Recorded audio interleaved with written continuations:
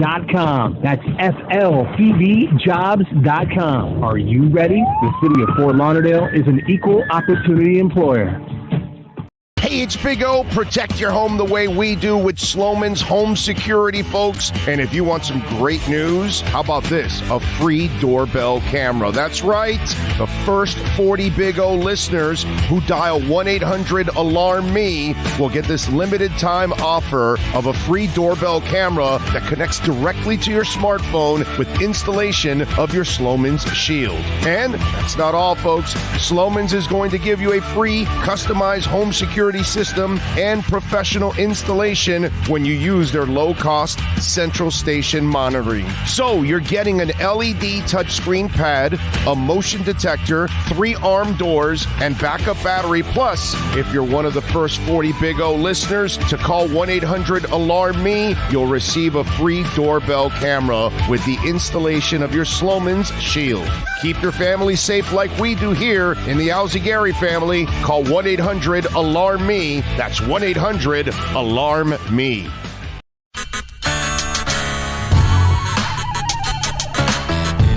When you're ready to purchase a new home loan or refinance the one you have, American Dream Lending will make sure your loan experience is easy with fast approvals and quick closings. With many loan programs and competitive rates, now is the time to turn your dreams into reality. Ask about special financing for veterans. They never charge an application fee, and you will work directly with one of their experienced loan professionals. Stop dreaming and contact American Dream Lending today, 786-802-1727, or online at adreamlending.com. When protecting your family is your priority, there's nothing more important than a roof above the people you love. Call Tommy B. Butts Jr. Enterprises.com, 954-735-9826 or 954-394-1411, and ask to speak to Tommy, the owner. They specialize in all kinds of roofs, led by their highly crafted, skilled, and professional roof mechanics. All of their previous customers have an opportunity to enter their bi-weekly drawings to receive free an exterior impact metal door. Please call for more details. That's Tommy B. Butts Jr. Enterprises.com, 954-735-9826 or 954-394-1411. Trust Tommy to fortify and protect what's most important to you, your family. The Big O Radio Show is looking for an experienced salesperson in the radio or TV business. The candidate must have at least 5 years of sales experience in the broadcast business over the last 10 years. Please email your phone number and resume to bigoradioshow@yahoo.com. That's bigoradioshow@yahoo.com. Looking for an aggressive person who can help our platform expand into many avenues in our business. Reach out if you are the person that's able to make the difference. The viewpoint statements or beliefs expressed on the following program by the host, guests, or callers are not necessarily the opinions of FantasyAccess.com, Media Group Inc., ownership, management, sponsors, or website.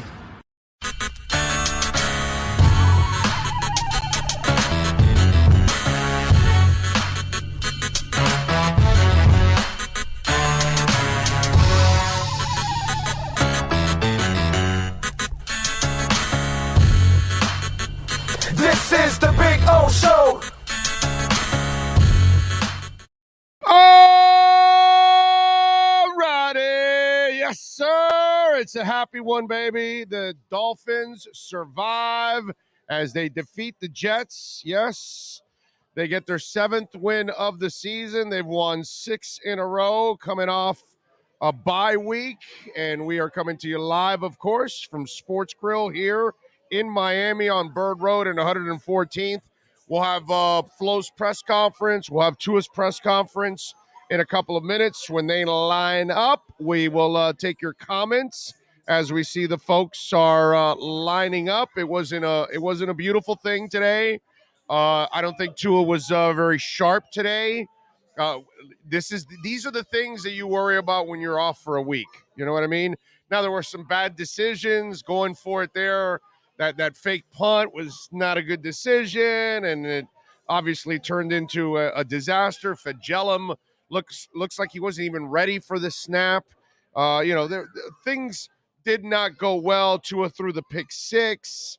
It was ugly, man. There were moments at the beginning of the game. The Jets were having their way, and this is why I kind of tried to temper the people that were, oh no, they're going to kick the Jets' ass. They're going to beat them by 20.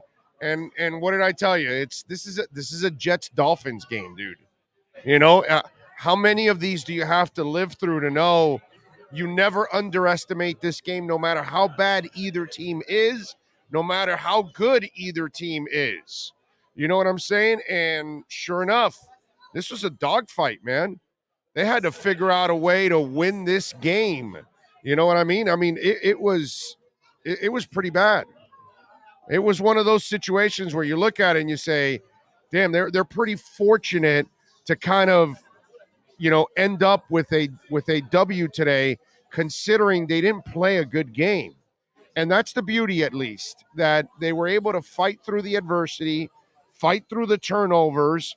You know, today Tua was 16 of 27, 196 yards, 2 touchdowns, and 2 interceptions.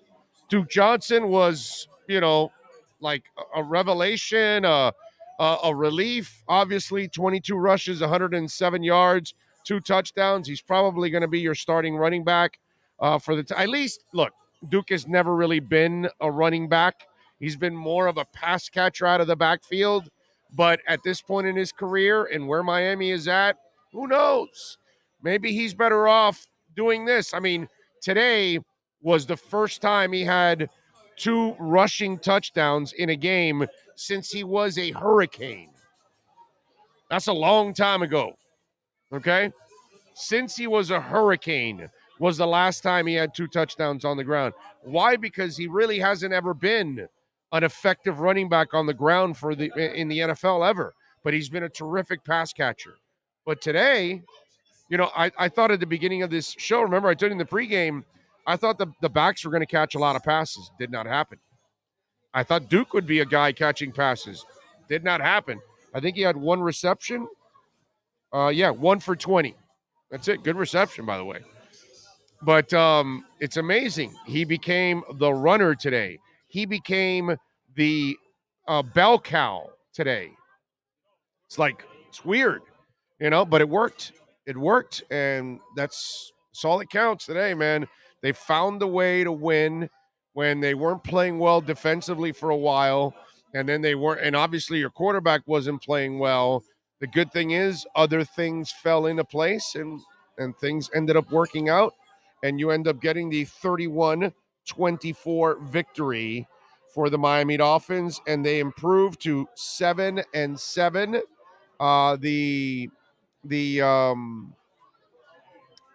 What's it called? Let me give you, by the way, a couple of other things going on around the NFL so you guys will know what the hell else is going on, which you probably mostly know.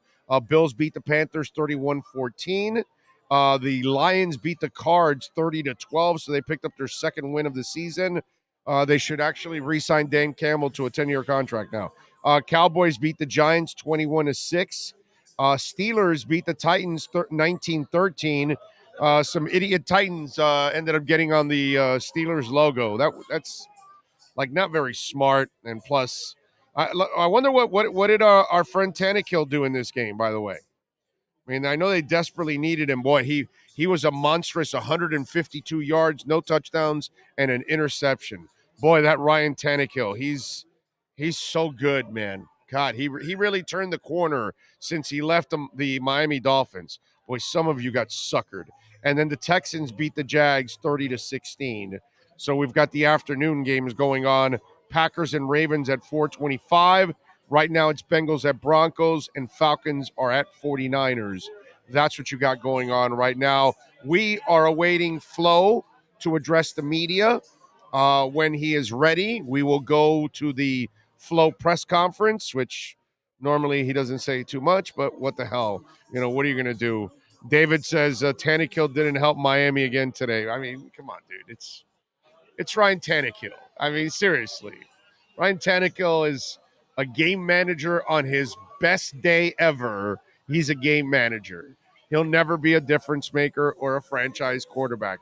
Only suckers believe that kind of stuff. Only people that really don't know quarterbacks end up believing that Ryan Tannehill will ever bail you out of anything whatsoever. It's freaking hilarious. Tom Wilson says he's listening in from Lawrenceville, Georgia. Thank you. 25-year listener. Thank you. I appreciate that. Very nice. Thank you, Tom. Thank you. I'm a Tua guy, but today Tua took a step backwards. Not backwards. He played crappy today. That's it.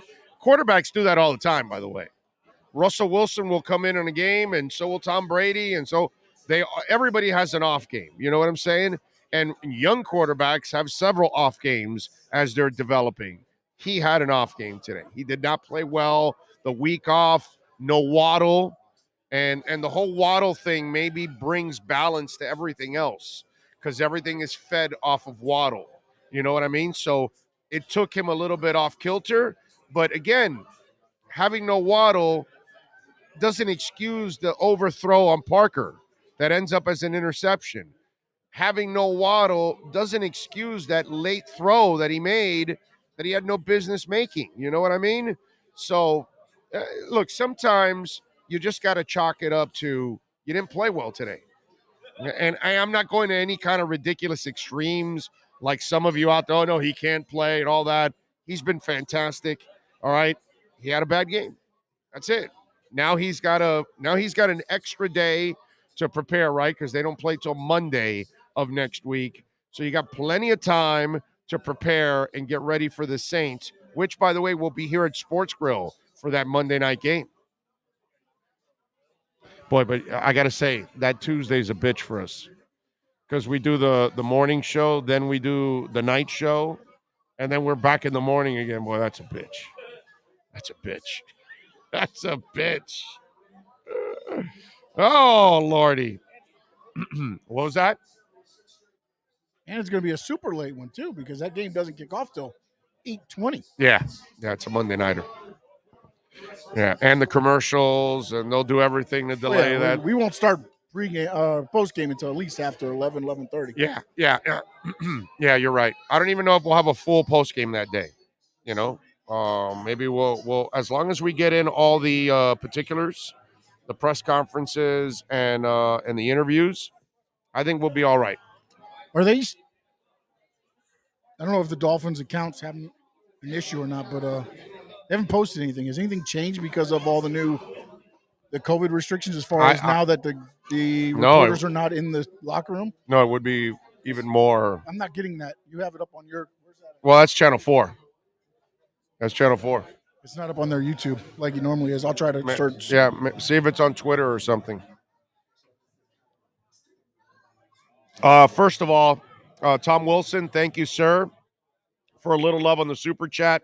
Very kind of you. Nicholas Rowley, thank you for the love on the Super Chat. He says, what's up, Big O? Let's get spam chat for Duke Johnson. Fins up, baby. Duke was awesome today, man. Hopefully, you know what we really need, okay? Duke hasn't been much of a running back, but, man, it would be nice if he can finish out the season running like this. He's running hard, and, he needs the job, so he's got some desperation. He looked good today, man, and let me tell you, there were times where the line did a decent job and gave him a hole. Let's give the line a little love today. They did some stuff today. It wasn't so terrible like we're normally used to. Floby starting slow says, Tua had a rough game, but I do like how he responds when he makes mistakes. Yeah, man, Tua's mentally tough, and he's a kid that cares about it, so it's not going to be something that he's going to brush aside. He's going to take it personal. So I'm with you. Tua's a pro's pro, man. He just didn't play well today. Happens. Let's see. Manny J. Snow says, Flores got his ass saved today by the defense. You go for it on fourth down straight up, and you just don't punt the damn ball. Anyhow, they won, and that's all. Exactly. No, you're right. They won. They got it done. That wasn't a good call towards the end there. I got to say. Kyle Ferris says, sorry, Big O, but Tua is not it. We have yet to win a win due to Tua. Cheryl winning us a game. That's not true, dude. In the last 5 weeks, Tua did plenty to help you win a game. That's absolutely unfair, Kyle. I appreciate the donation to the show and everything, but I disagree with you. I think you need to go back and look at some of those games. He made some passes that there was a game where the Brissett game, what was it, like a 6-3 game or something like that? I mean, he completely changed that game too, because you would have been stuck with Brissett.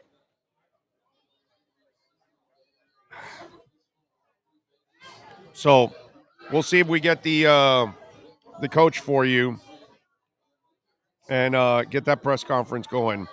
What else do we have here? Tua's going to learn from this. I agree, T-Bone. Well, dude, he's only in his second year. So all of this is a learning process for Tua. Brian Holt says, what's up, Big O? Duke Johnson and Gaskin played well, considering the running game has been subpar all year. Yep. Says, go Dolphins, peace. I agree with you. Lou says, Big O, just wanted to point out the huge difference between Duke and Miles. Makes me think twice about this O-line. Not saying they're great, but they probably got it done with a good back. Don't get too excited over one game, one performance. That doesn't mean anything. If Duke continues to do this, then maybe you're right.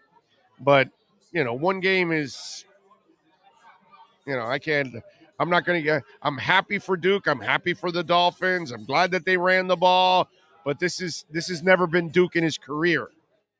Okay? Let me say it again. This has never been Duke in his career in the NFL. Okay, I'll say it one more time. Duke Johnson has never been a bell cow in the NFL. Never been a guy you give 20-plus carries in the NFL. Never. Never. Never. I get it. Fans get fanatical. You get excited. And I love what he did, and he's a cane and all that good stuff. Stay in reality with me, okay? Let's wait and see if he can do it again and again. If he does it next week against New Orleans, then maybe we actually have something. But for now, let's just enjoy the one performance. Let's not get ahead of ourselves and label him something he's actually never been, even when he was young in the NFL.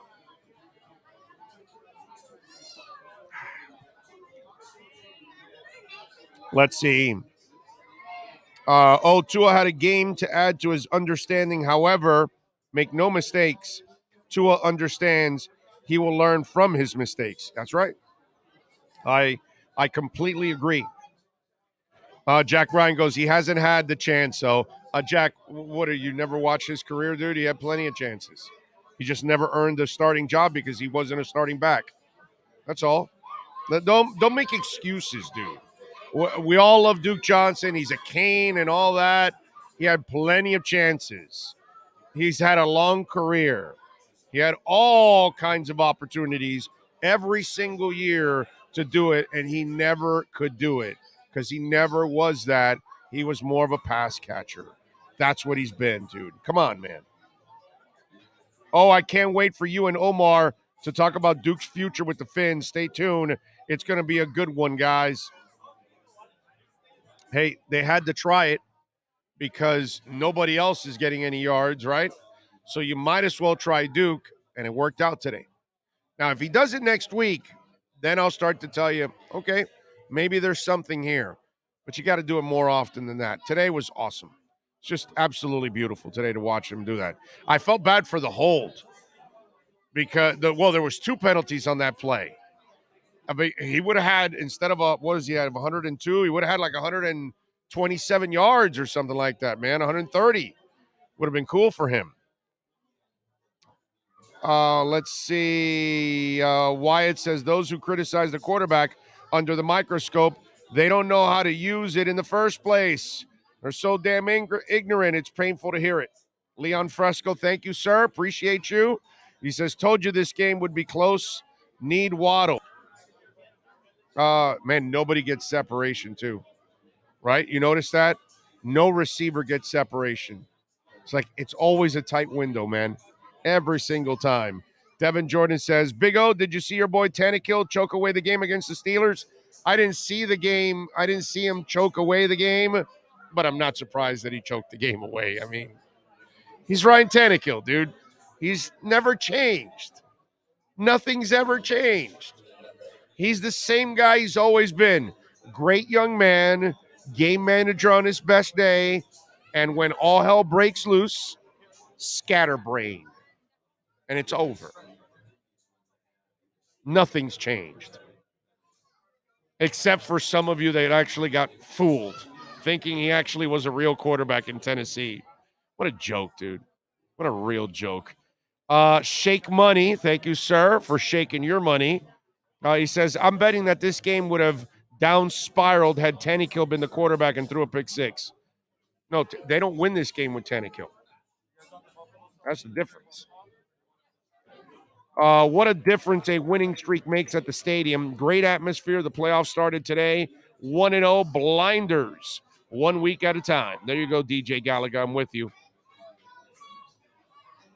Dana says, Big O, Preston Williams, a no-show.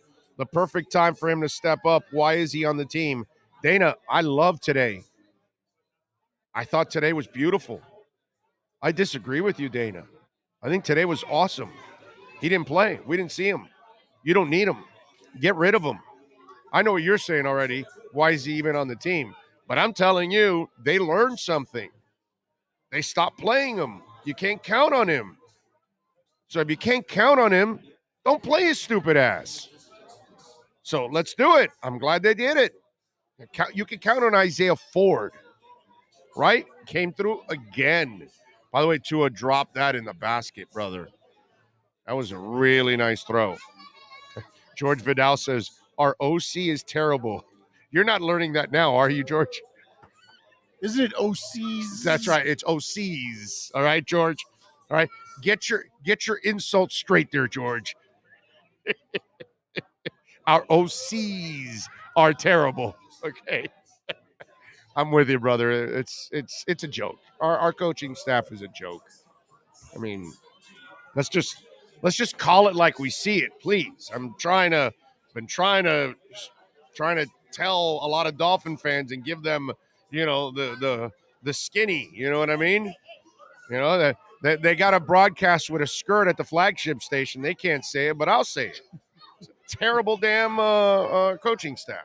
Oh, I'm following the press conference through Omar Kelly on Twitter. Tua said, terrible decision on my part with the pick six. We have to move on. The game isn't over, and we have to go down and put points on the board. You never want that to happen, but it does happen. I'm glad we were able to overcome it. Right. Yeah, he's not going to make excuses or point fingers. Tua's a stud, bro. Tua's a man. He'll be fine. I'm not worried about Tua whatsoever. He had a rough game today. They still won, which is important. You also have to think that okay, he made mistakes, but he didn't go into a shell. And he came out and did what he had to do and made the throws, and they ended up winning. So to me, that's all that counts. And I've watched quarterbacks for the Miami Dolphins for many years and other quarterbacks around the league that, sometimes you don't play a good game, but somehow you still find ways to win. And that to me says a lot about the kid's character. But I don't expect him to make any kind of excuses for his mistakes. And on him trucking Carter.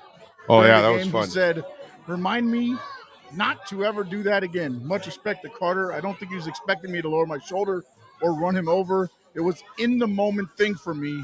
Truly, that's all it was. Humble till the end. Gotta love it, man. Humble till the end. Anakin, are you Skywalker also? Because it says Anakin, or is the last name Skywalker? Anyway, he says, love your show from Mexico City. Te amo, cabrón. Fins up, baby. 21 years old. Latino gang. There you go. Thank you, Anakin. Thank you, Skywalker. Appreciate you. Young Skywalker, because you're 21 years old.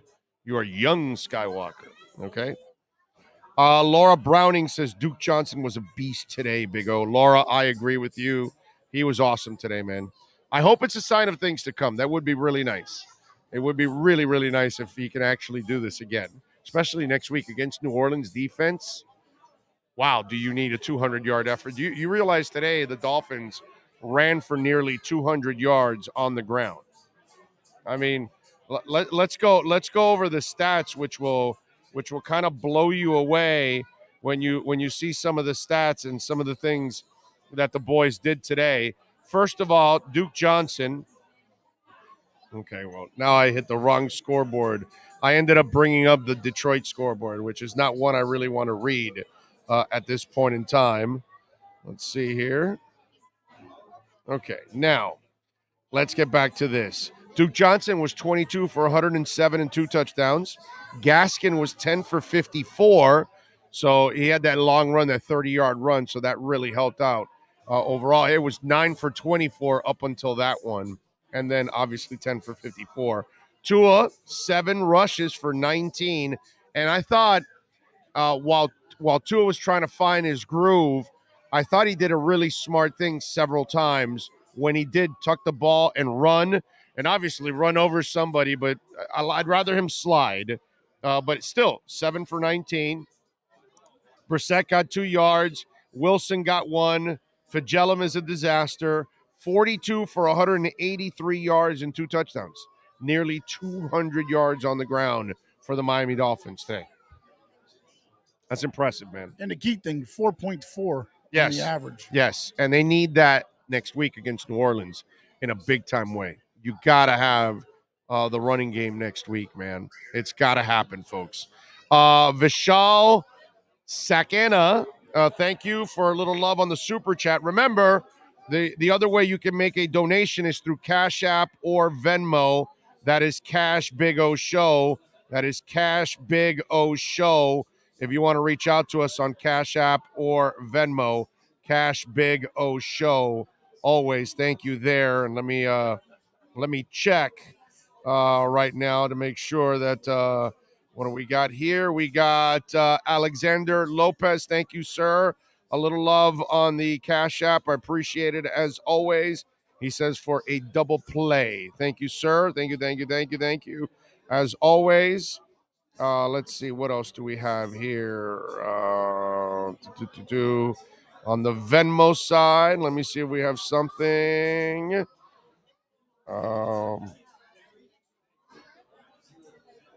Slow phones. Okay, here we go. It is Peter German. Thank you, Peter. Appreciate you. He says, happy holidays with the W.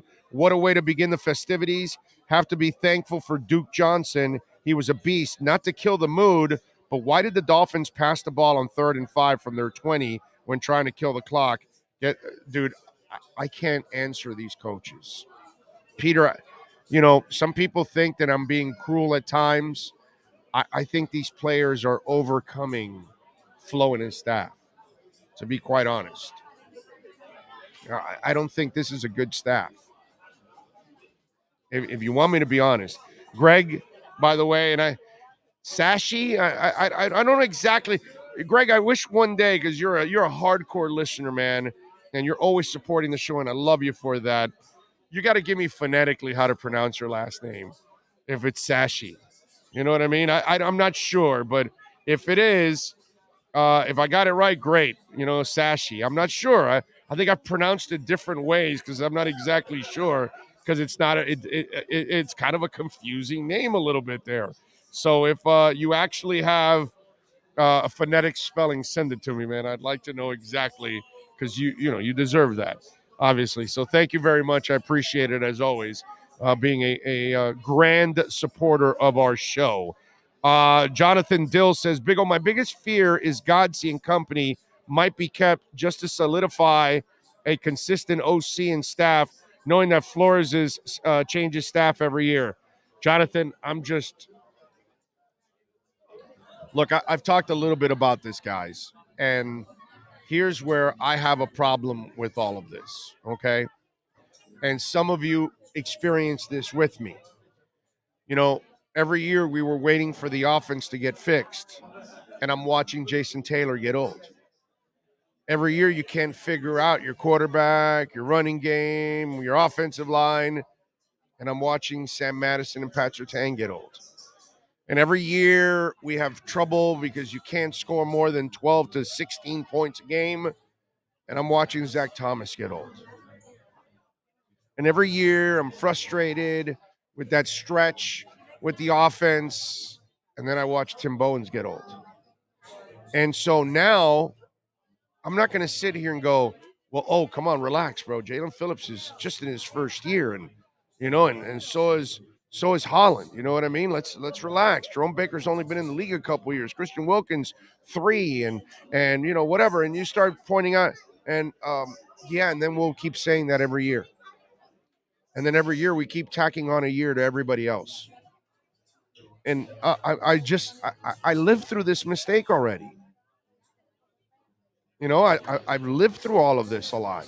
I watched a great defense that could have won a championship, get old in front of me. Sperano couldn't figure out the offense. Gase couldn't figure out the offense. This has been a problem for multiple coaches. It's not something that happens once, and we happen to now be in the same boat again. That you can't figure out the offense. You now have a quarterback, actually, something that you haven't had in the past, but you don't have the coaches. You don't have the production. And all of a sudden, we've got some young defensive players that are going to grow up and be pretty damn good players. And I'm frustrated. And I've lived through this several times now. And I had to watch Cam Wake have a great career and play on embarrassing Dolphin teams year in and year out. And he deserved better, dude. So I don't want to go through this again where we watch certain players on one side of the ball knock their heads out because every week they're doing their best to try to keep this game close, and you can't figure out the offense week in and week out. So that's my concern. That's what I'm afraid of. That's what I'm terrified of. And I don't think Flo can solve it. And he's already proven to me that he can't solve it 3 years in a row. So you worry about just the offensive coordinators coming back? Well, what about the O-line coach? What about the QB coach? What about the head coach? That's what I worry about. Those are the things that concern me as a fan. Devin Jordan is in. He says, Big O, do you think Tua didn't play well because he was without Waddle?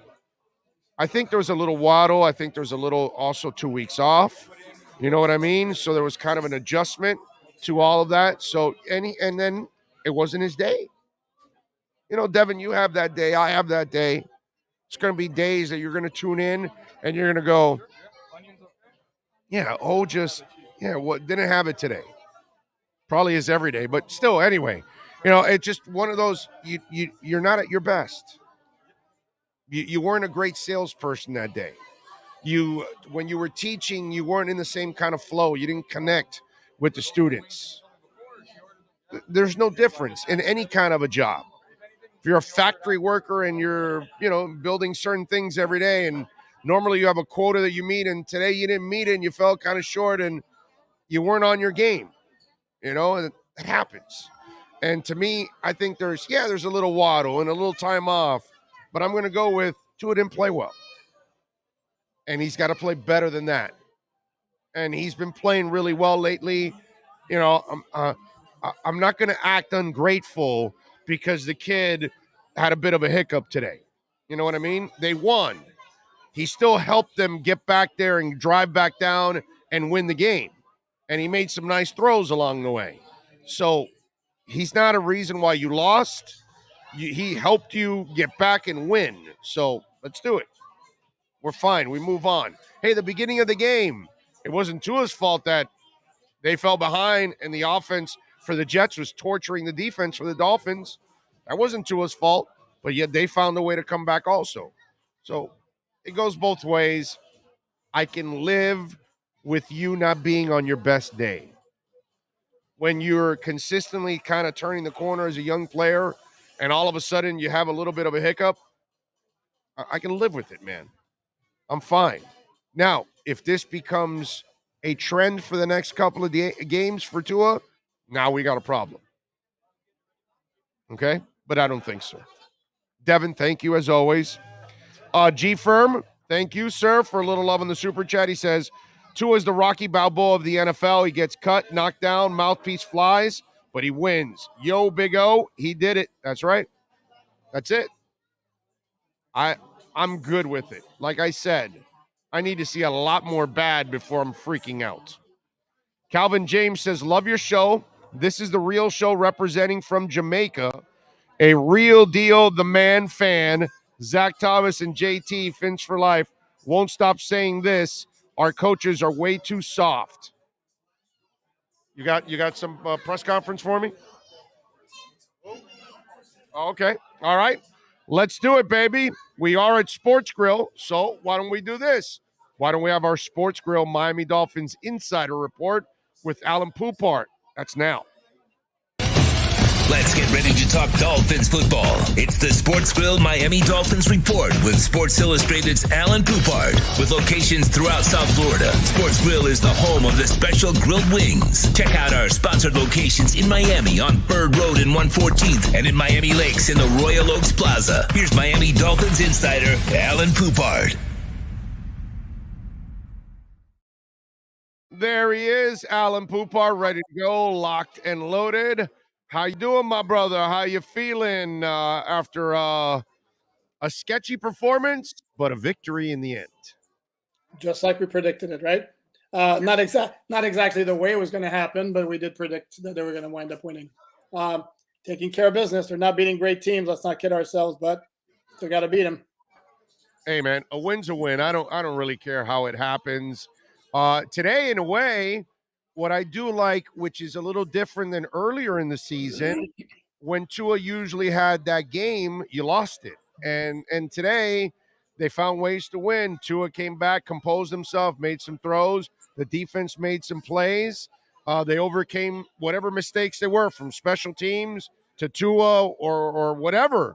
But they were at least able to overcome their mistakes and win the game. To that, I give you credit.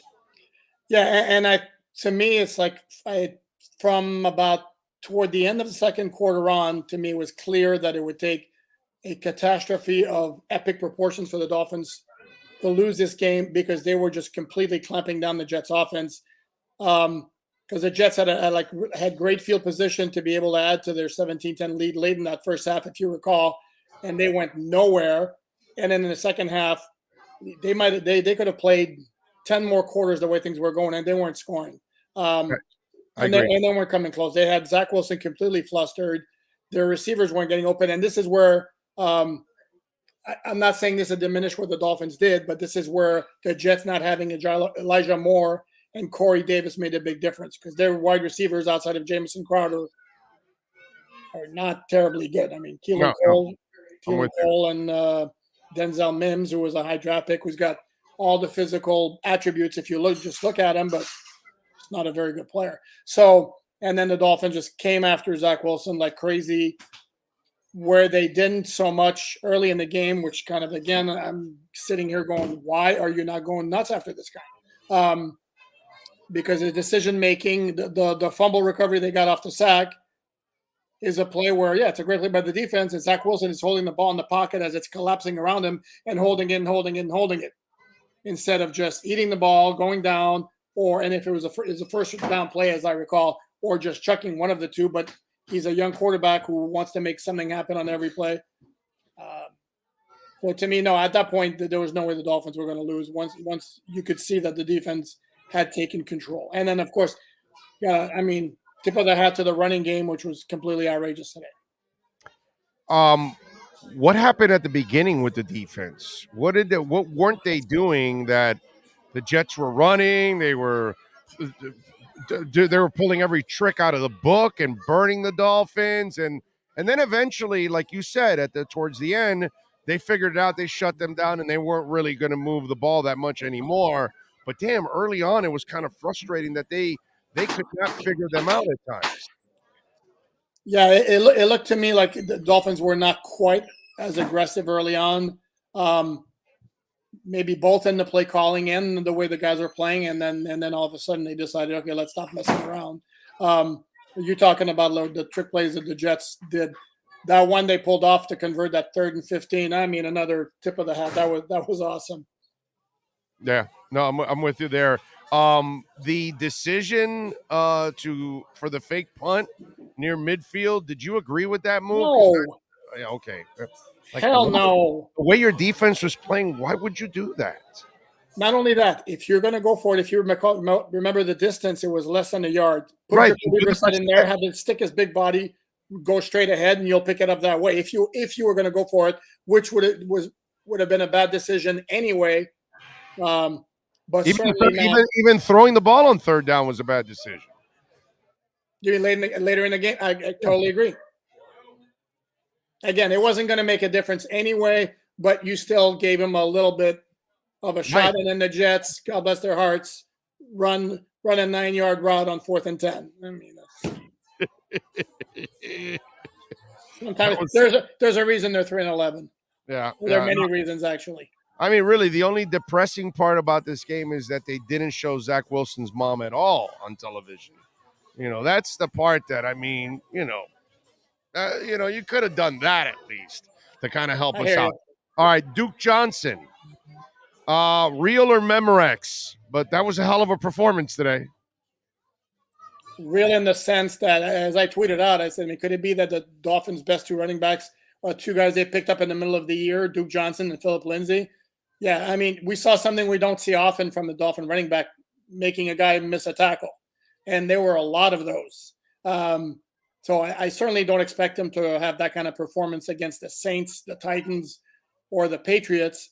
But I do think he gives them a little more oomph at the running back position than what they have. What I thought helped Duke in running the ball was the patience. There were times where he just didn't, bust through the hole. He made the one cut that he had to make. He doesn't dance a lot, which again is another positive. But he kind of, made the one cut that he had to make and then made the move that he had to make. And I thought that was also what really helped him out, the way he had the patience to set it up. No. I mean, you can tell he's like a polished running back. And and again, the other thing I'm going to mention too is that what really jumped out at me is the guy didn't go down the first contact. Yeah. We've seen that all year from these Dolphin running backs, and it's like, and I hear and read the complaining about the offensive line the whole year, and I'm so sick of it. I have to tell you, because it's not nearly as bad an offensive line as so many people want to make. They did all right today. They throw out stats that support their case, and trust your eyes for a second, Yeah, no, they did all right today, actually. They did very well today. Yeah, they did all right, man. Today we can't really complain about them overall. I thought, and again, I've been telling people, because I don't think a lot of people realize it, because sometimes you're just a UM fan and you don't really then follow the player. This has not been Duke his entire career. Correct. He's been a pass catcher his entire career. He's never been a bell cow. He's never been the guy you give 20 carries a game. So again, of course, now we got a section of Dolphin fans that are like expecting this every week. And listen, if he can do this next week, then I'll become a believer. But that's the amazing part about all of this, that they're using Duke in a role that most people never used him in that role because they never really trusted him in that role. Correct. No, and I agree with you that I wouldn't expect them to do that again, like as I mentioned. But to me, he's still an upgrade over Myles Gaskin and Savon Ahmed. And you notice, I don't think Savon Ahmed touched the ball once today, and he's become completely obsolete. Even more so when Philip Lindsay's off the COVID list.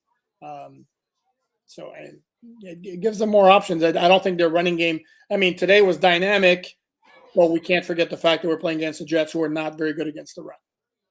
Yeah, I'm with you there. So does Christian Wilkins become when you go to practice on Wednesday, will Christian Wilkins be running with the wide receivers? The tight ends, maybe, actually. Okay, tight ends. All right. I was about to tweet. I mean, you're insulting him with tight ends because, I mean, the guy's got speed. Maybe he's a receiver. Who knows? I was about to tweet. I don't care what happens the rest of the season. I just need another Christian Wilkins touchdown. Yeah. I mean, that was awesome. The worm? Was it the worm or was it breaking or what part did you like? Yes. I like all. I think the breaking, the break dancing for a guy his size, I mean, not bad. I mean, and the worm stuff was for a guy his size. Very good, yes. Holy crap, man. I mean, give me a break. I try to do that worm thing. I'll break every bone in my back trying to do that thing. Are you crazy? We'll be in traction for 3 weeks. You and I. Yes, definitely, absolutely done with that. What else? What else did I wanted to talk to you about in this game overall? Isaiah Ford, dude, always prepared. You know, he's one of the people that I admire so much, Alan, because he has fought throughout his whole career, cut, traded, promoted, demoted, and somehow or another, that kid's never fazed by anything, and he's gotten better as a player, even because even without getting a ton of playing time, he has still gotten better as a player over the years. And man, the last couple of weeks, every time they call his number, he comes up with a play. Yeah, and if you notice, we saw a lot of him today.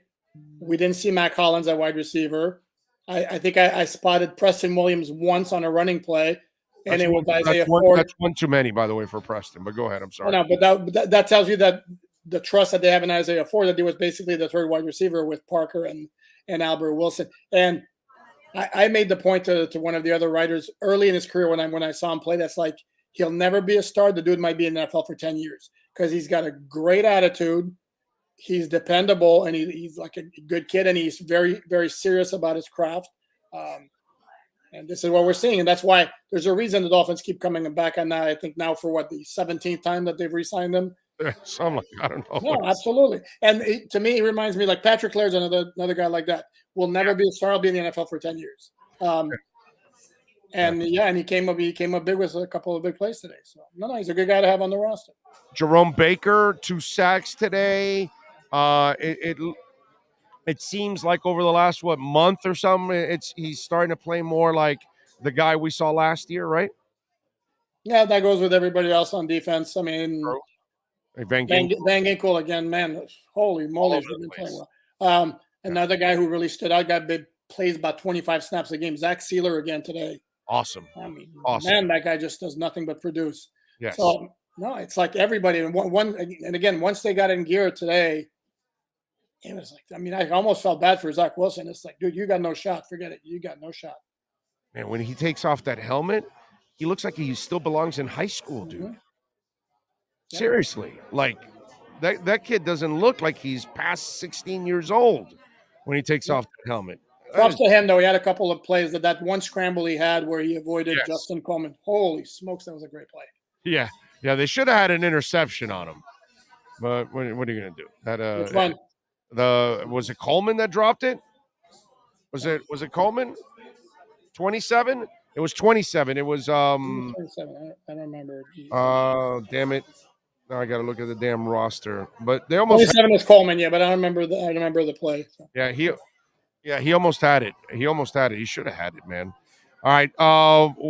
Let me ask you something. Does a guy like Ford become more of a permanent fixture now?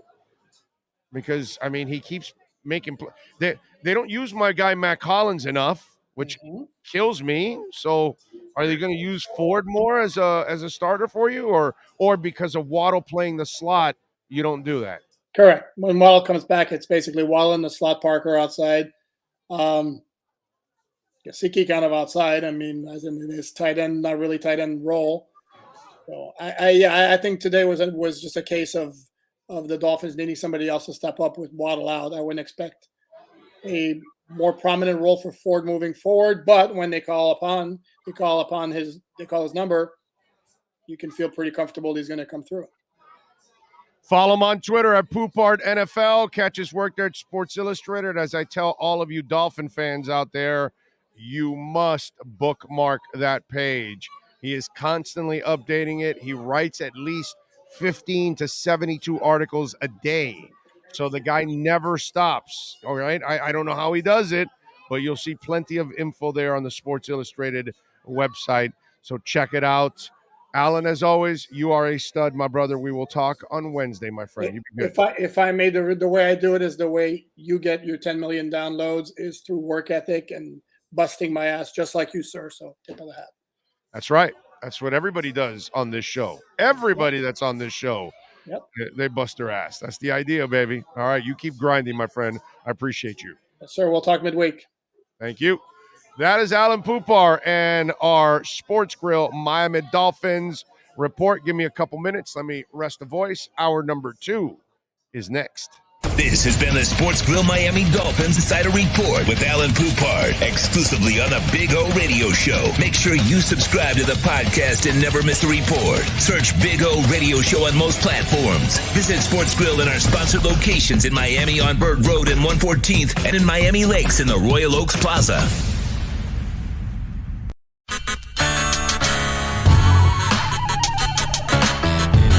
There's no need to drive around South Florida wasting valuable time looking for a new or certified pre-owned Acura. Go to the #1 volume sales dealership in the Southeast United States. Craig Zinn's Acura of Pembroke Pines. Purchased with pace and space in a dealership tailored to your needs. From home buying to providing that personal touch. Contact the 2020 Satisfaction Award winner Craig Zinn's Acura of Pembroke Pines. 888-776-5123. That's 888-776-5123. Or visit them at 15601 Pines Boulevard in Pembroke Pines.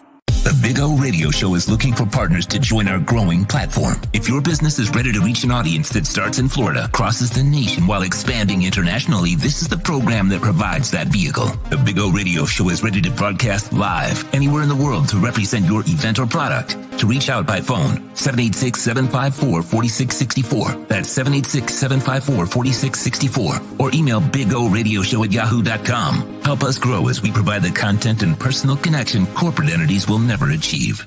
Folks, you can support the hardest working sports talk show in South Florida through Cash App or Venmo. Just search Cash Big O Show. Support us through Cash App or Venmo. Cash Big O Show. We thank you for your incredible support. If you're a Miami sports fan, then there's only one store to go to, and that's Caneswear at Miami Fanwear in Davie. They're your one-stop shop for all your inner Miami CF, Canes, Dolphins, Panthers, and Marlins merchandise. They have hats, t-shirts, game day jerseys, and so much more. Located at 2511 South University Drive in Davie and open 24/7 online at caneswear.com or innermiamiwear.com.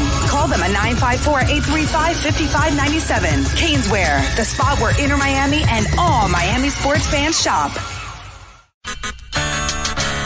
The viewpoint statements or beliefs expressed on the following program by the host, guests, or callers are not necessarily the opinions of FantasyXS.com, Media Group Inc. ownership, management, sponsors, or website.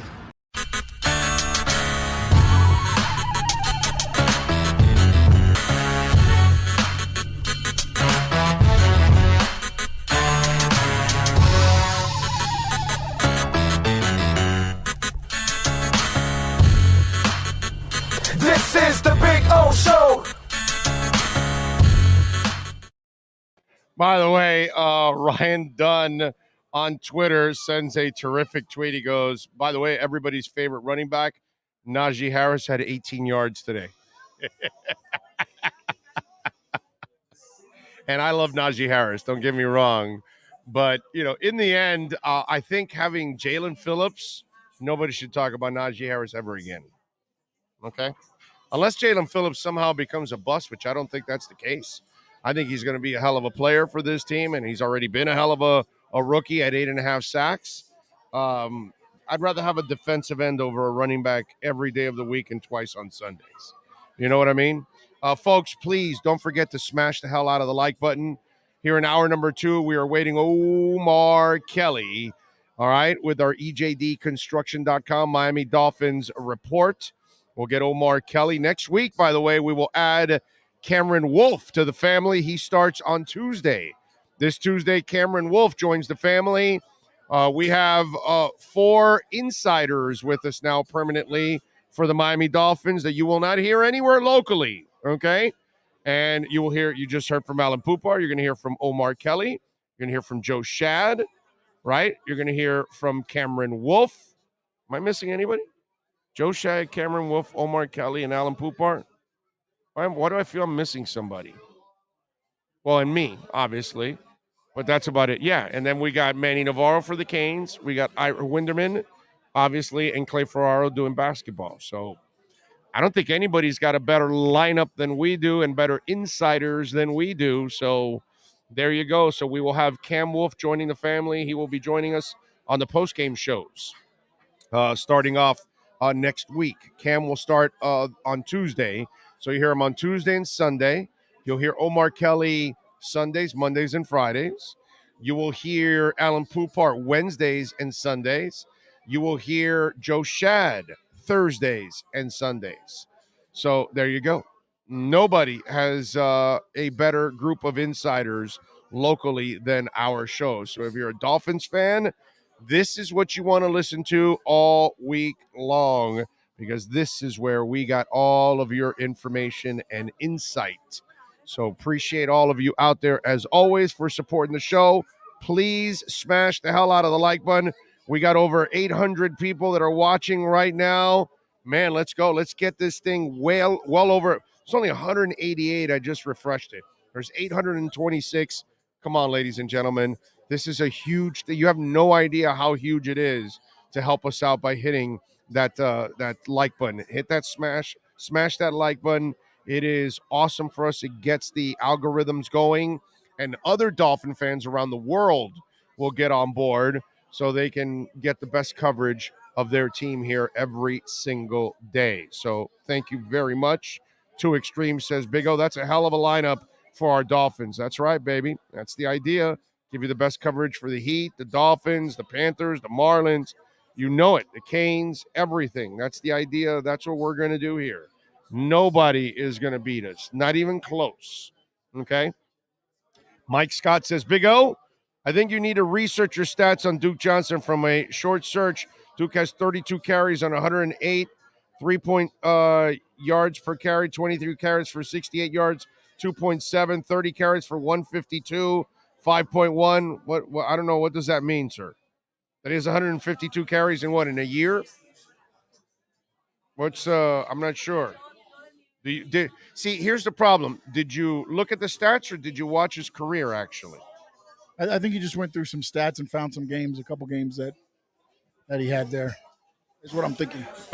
Because he picked out a couple of games that he hit 100 yards. I believe that's what's happening here. So that makes you 100. That makes you a bell cow, sir, because you did it a couple times in what kind of a career? 10-year career, 12-year career. Well, how long's he been in the league? I got to check it out here for you. I love people that just like you get to the point where you're just ridiculous. What is it? 214. So it's not even 10 years. Okay, he had 104 carries in one season. In 15, in 16, 73 carries, in 17, 82 carries, in 18, 40 carries, in 19, 83 carries, and in 2020 he had 77 carries. Today he had 22. Do you realize that today he had 1/4 of the carries he had in the entire 2019-17 seasons, and 1/5 of the carries in 2015. Duke Johnson has 459 carries in 6 seasons. Let's put it this way. Myles Gaskin this year so far has 154. It's Myles Gaskin. I mean, some of you people, you just get ridiculous to the point. Listen, my man, don't look up stats. If you don't know shit, don't chime in. It's pretty simple. If you don't know jack shit about what the hell you're talking about, don't talk. Don't talk at all.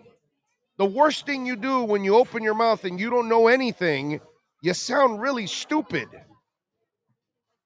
Okay, I appreciate the support. Thank you for watching.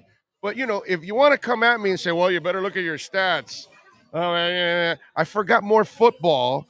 I forgot more football 25 years ago than you know, sir.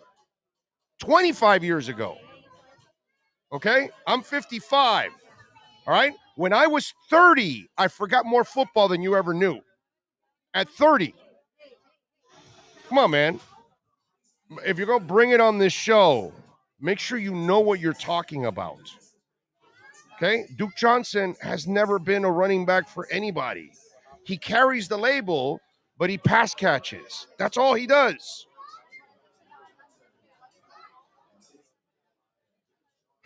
He rushes for 379 one year. He pass catches for 534. He rushes for 358 one year. He pass catches for 514. He rushes for 348 one year. He pass catches for 693. He runs for 201 one year. He pass catches for 429. He runs for 410, pass catches for 410. First year ever. He runs for 235. He catches for 249. His career, 1,931 rushing yards. His receiving, 2,829 yards. If you're going to challenge me, make sure you know what the hell you're talking about. So it's amazing, bro. People come up with some stupid ass stuff because you don't watch the games. How many times do I say that? Like I've lost count. I mean, how many times do I say that a week? I've lost count. I totally have lost count. It's like, really, man. There's a lot of you out there. The problem is you don't really do your homework. You don't really watch the games. You just, hey, let me go look at some stats. Stats never tell you the whole story. Shake Money, thank you, sir. He says, don't forget the killer collaboration with Doug. I know it's not your show, but it's still a good collaboration. It's a great collaboration. I love Doug. It's fantastic. We have a great time doing our show. You're killing him, Big O. I mean, brother, it's just like, you know, somebody tell, oh, well, you better check your stats, Big O. You don't know what you're talking about. You know. I know I'm not perfect. I'm going to get stuff wrong. But, you know, overall, I kind of know the league, man. I know the history. I'm pretty good with that. And I'm not telling you I'm the best or anything like that, but, you know, if I tell you Duke Johnson's a pass catcher, it's not because I'm guessing this. It's because I watched the damn man. And I'm a fantasy player, too. That's the other thing I have. That's the other part of my resume, you know what I mean? So Duke Johnson's one of those guys that us fantasy guys would pick him up as a flex. You never, ever use Duke Johnson as a 1 or 2. That's the other thing. I can tell that guy's not a fantasy player either, because a fantasy player would tell me, oh, yeah, no, O's right. Yeah, man, I've never used Duke Johnson as a running back. I only use him as a flex to catch passes and maybe score a touchdown or 2. You know what I mean? Fantasy players, when I said that, a fantasy player, a good fantasy player, agreed with me right away. People like that gentleman that don't know anything about, you know, football, they don't really follow it, they're just casual fans, they're the ones that come out with stuff like that. You know, watch the games. Okay? Lindsay comes back. Duke is out. Fact. Maybe Pipe Man Slim. I don't know. You know what I mean? I don't think Duke can handle it as a running back on a down in and down out basis week in and week out, because he's never been able to do that. But what happens if now in this part of his career, who knows, for a month, that's all he's got to do it is for a month. You know what I mean? Sometimes players can get on a roll for a short amount of time and do things that they normally don't do, you know? And I think Ahmed is actually the odd man out here. Yeah, he's right. I think Ahmed you're right. The odd man out, not Duke. You're right. You're 1,000. I think this was Duke's audition game. Yes. If it didn't pan out, that's a great then he point. would be put back to the practice squad. It panned out. I think Ahmed now takes that role back. That's a good point, dude. That's a very good point. He's right. Okay? He's right. He got it. He nailed it. Ahmed is the guy out. It makes sense. It makes sense. Duke is the bigger back. So he had success today. I know it's a bad team, whatever. You know, next week, like I told you, like I've been saying, if he can do this again next week against New Orleans, against that front seven, then I'm going to say, oh, wait a minute. So Duke figured something out, because that's not him. Irv Gilliam says, and thank you, sir, for the super chat love. I'm just happy we got the win and we have a QB, in my opinion. I'm with you, Irv. I'm with you. They got a quarterback. They just got to build around the young man, and everything will work out, man. Everything will work out if they build around Tua. That's all. I think Tua's fantastic, to be honest with you. Andrea Ota, thank you. Wow, I didn't know you can put like little images on the Venmo too. You got a little car. I like that. That is very cool with the stickers. Says, aloha from Hawaii. Happy holidays, Big O, to you and your family. 7 straight wins. Go Dolphins. Well, it's 6 straight, but hopefully we're 7-7, but it's 6 straight. Hopefully 7 straight next week. And that'll be against the Saints. If they can do that, that would be fantastic. Okay. Appreciate that. And also, Rod Romero comes in on Venmo. Thank you, sir. Appreciate you. He says, Merry Christmas. Go Fins. Thank you, sir. Appreciate you as always. Chiming in with a little Venmo. Thank you all for making the donations as always and helping us grow in your own way. Remember to smash the hell out of that like button. It is very, very important. I feel better about our running back group, Duke Gaskins and Lindsey. Jesus, how can you not, right? I mean, it's not like we're feeling Ricky Williams and Zonka and Lamar Smith or something like that. But considering what was going on at the beginning of the year, you know, Duke gives you a little life. Lindsey's giving you a little life. And I love Myles Gaskin. I'm a Myles Gaskin fan, man. I really am. I think Myles Gaskin would be a fantastic number 2 back. You know how I like Jesse Davis as a 6th man. That's you guys know it. Those of you that listen here, I've always been a Jesse Davis fan, but as a 6th man, not a starter. Never looked at him as a starter. You know what I mean? And then there are certain guys that you love them in certain roles. And that role for I think Gaskin as a number 2, like if you get to draft your number 1 back next year and you pick a pretty good player that you think is like a franchise type back, great. The guy that should give him the breather should be Myles Gaskin. Because Myles Gaskin can run the ball, can catch, he does it all. And he's young. You know what I mean? And Sean, you complete us. Well, thank you, Dougie Fresh. I appreciate you. You guys complete us. Yes. I mean, that's really the truth. It's really the truth. Okay? That is really the truth right there. You guys complete us in a big time way. All right, we're up to 308 likes. There's 836 of you. So that means 500 of you are looking at me going, F you, O. Come on. Come on, let's go. Smash that like button. Let's go. Give us some love there, man. We need that in a big time way. Big O literally just said the stats say Duke not a RB1, and Lindsey has to be a Pro Bowl as an RB1, and someone literally just said not sure if Lindsey's better than Duke. LOL. Henrik Arthur says, I've been listening to the Big O for more than 10 years. This is the first time I've ever heard said, we got a quarterback, and I believe him. Yeah, we haven't had a quarterback since Marino. Although I thought Pennington was a quarterback. It's just, you know, his body was just not ever going to hold up.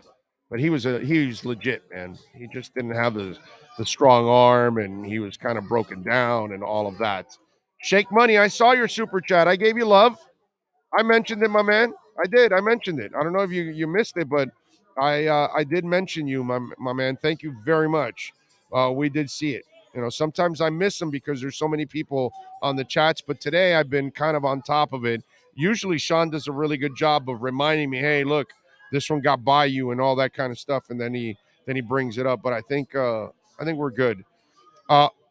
Orion Pax says, interesting you spoke of Lamar Smith. His trajectory to being a starter was similar to Johnson, but Johnson needs to string together good games. They were backs that never got a fair shot. That's actually not true. Lamar Smith had a shot before he played for the Miami Dolphins.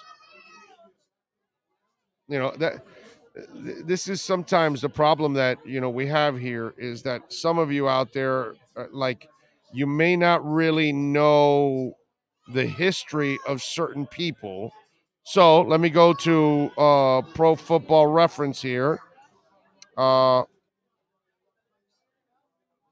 Here we go.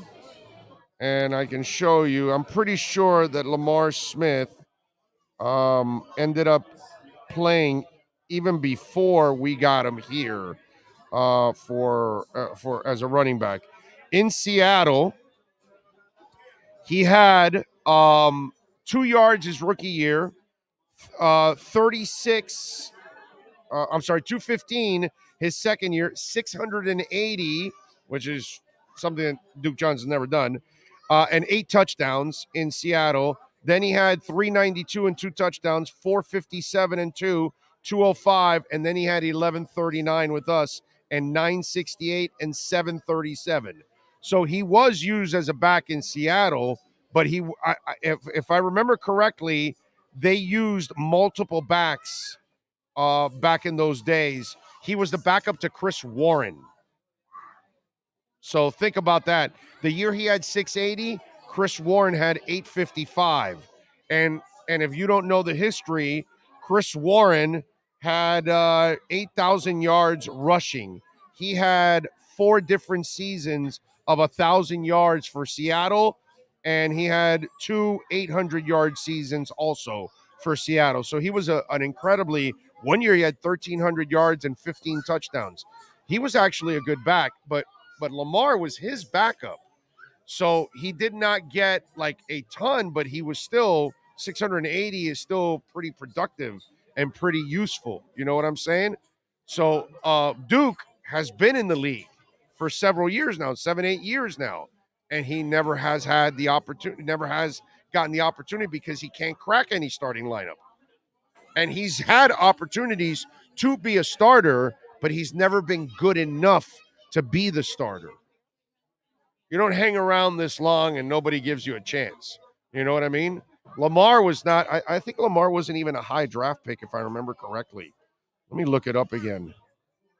Where was Lamar taken, if I'm correct here? Let me see.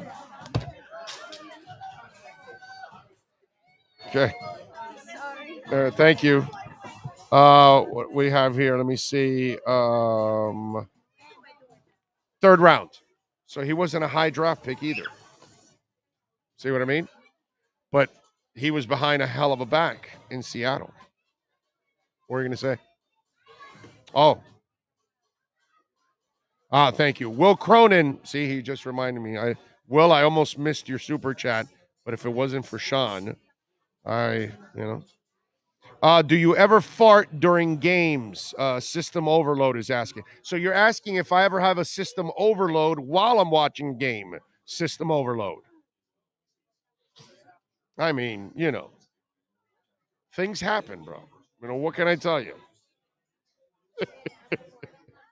Watching today from Steamboat Springs, Colorado, even on vacation. I'm with you, Big O. Thank you, Chuck Cooper. You are a stud, my friend.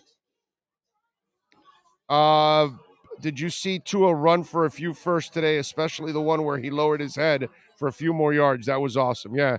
And he says that he'll never do it again also. He got caught in the moment, he says.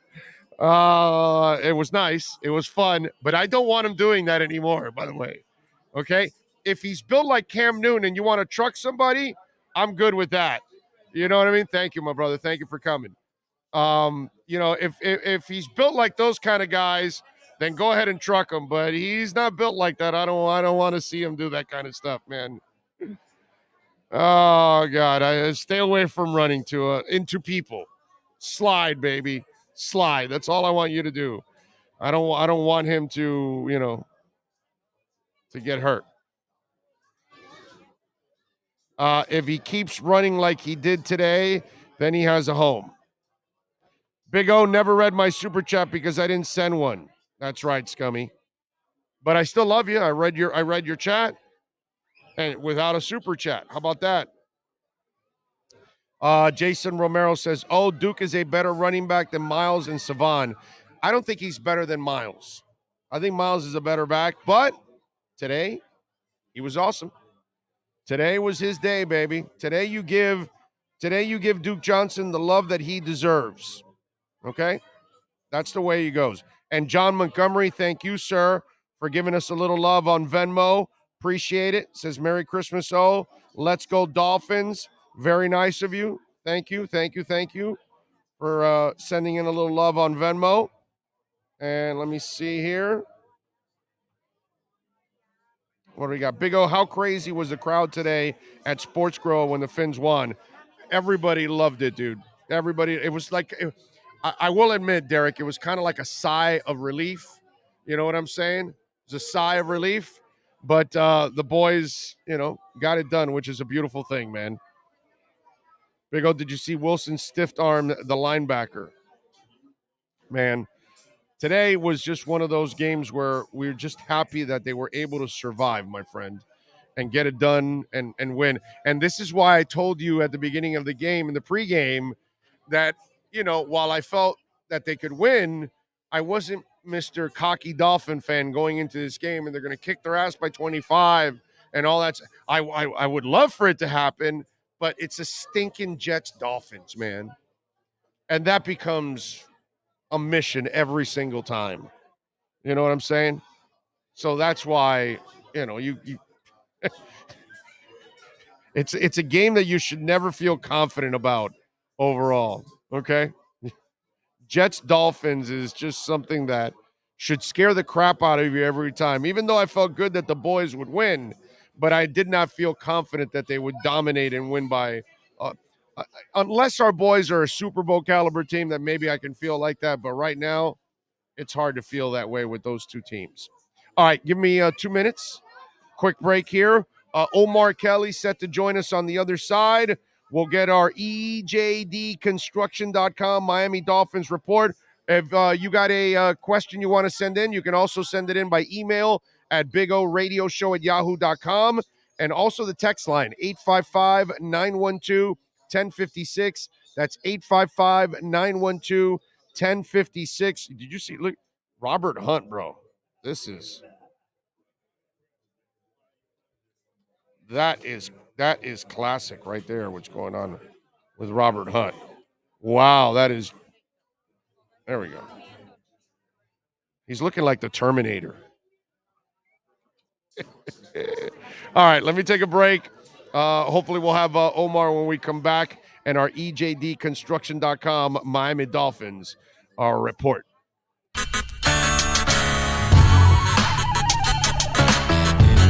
There's no need to drive around South Florida wasting valuable time looking for a new or certified pre-owned Acura. Go to the #1 volume sales dealership in the Southeast United States. Craig Zinn's Acura of Pembroke Pines. Purchase with pace and space in a dealership tailored to your needs. From home buying to providing that personal touch. Contact the 2020 Satisfaction Award winner Craig Zinn's Acura of Pembroke Pines. 888-776-5123. That's 888-776-5123. Or visit them at 15601 Pines Boulevard in Pembroke Pines.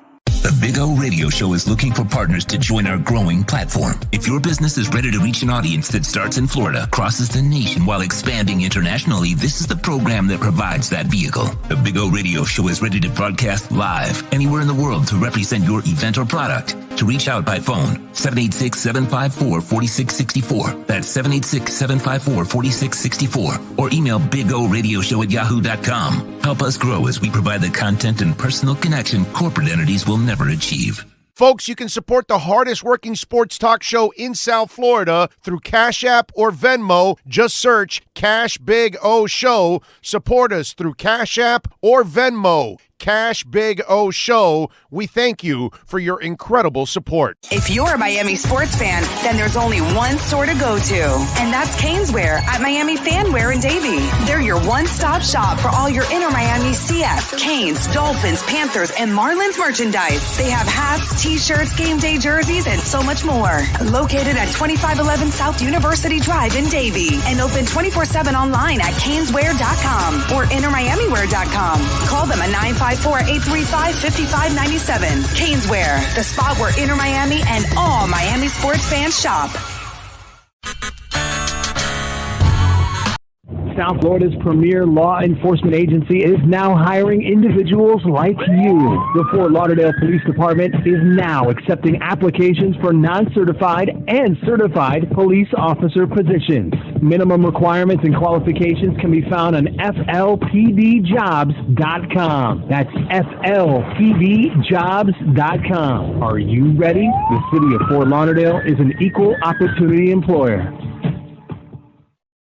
For over 25 years, South Floridians have counted on Tommy B. Butts Jr. Enterprises for their roofing needs. In South Florida, we battle the sweltering heat, rain, winds, and all kinds of tropical storms. That's why when it comes to protecting your family, home, or business, call Tommy B. Butts Jr. Enterprises.com. 954-735-9826 or 954-394-1411 and ask to speak to Tommy, the owner. They specialize in all kinds of roofs. All work fully guaranteed with the customer's complete satisfaction. A+ rated member of the Better Business Bureau. Licensed and insured. There's no buts about it. When your roof needs repair or replacement, go to Tommy B. Butts Jr. Enterprises.com. A certified whitening contractor.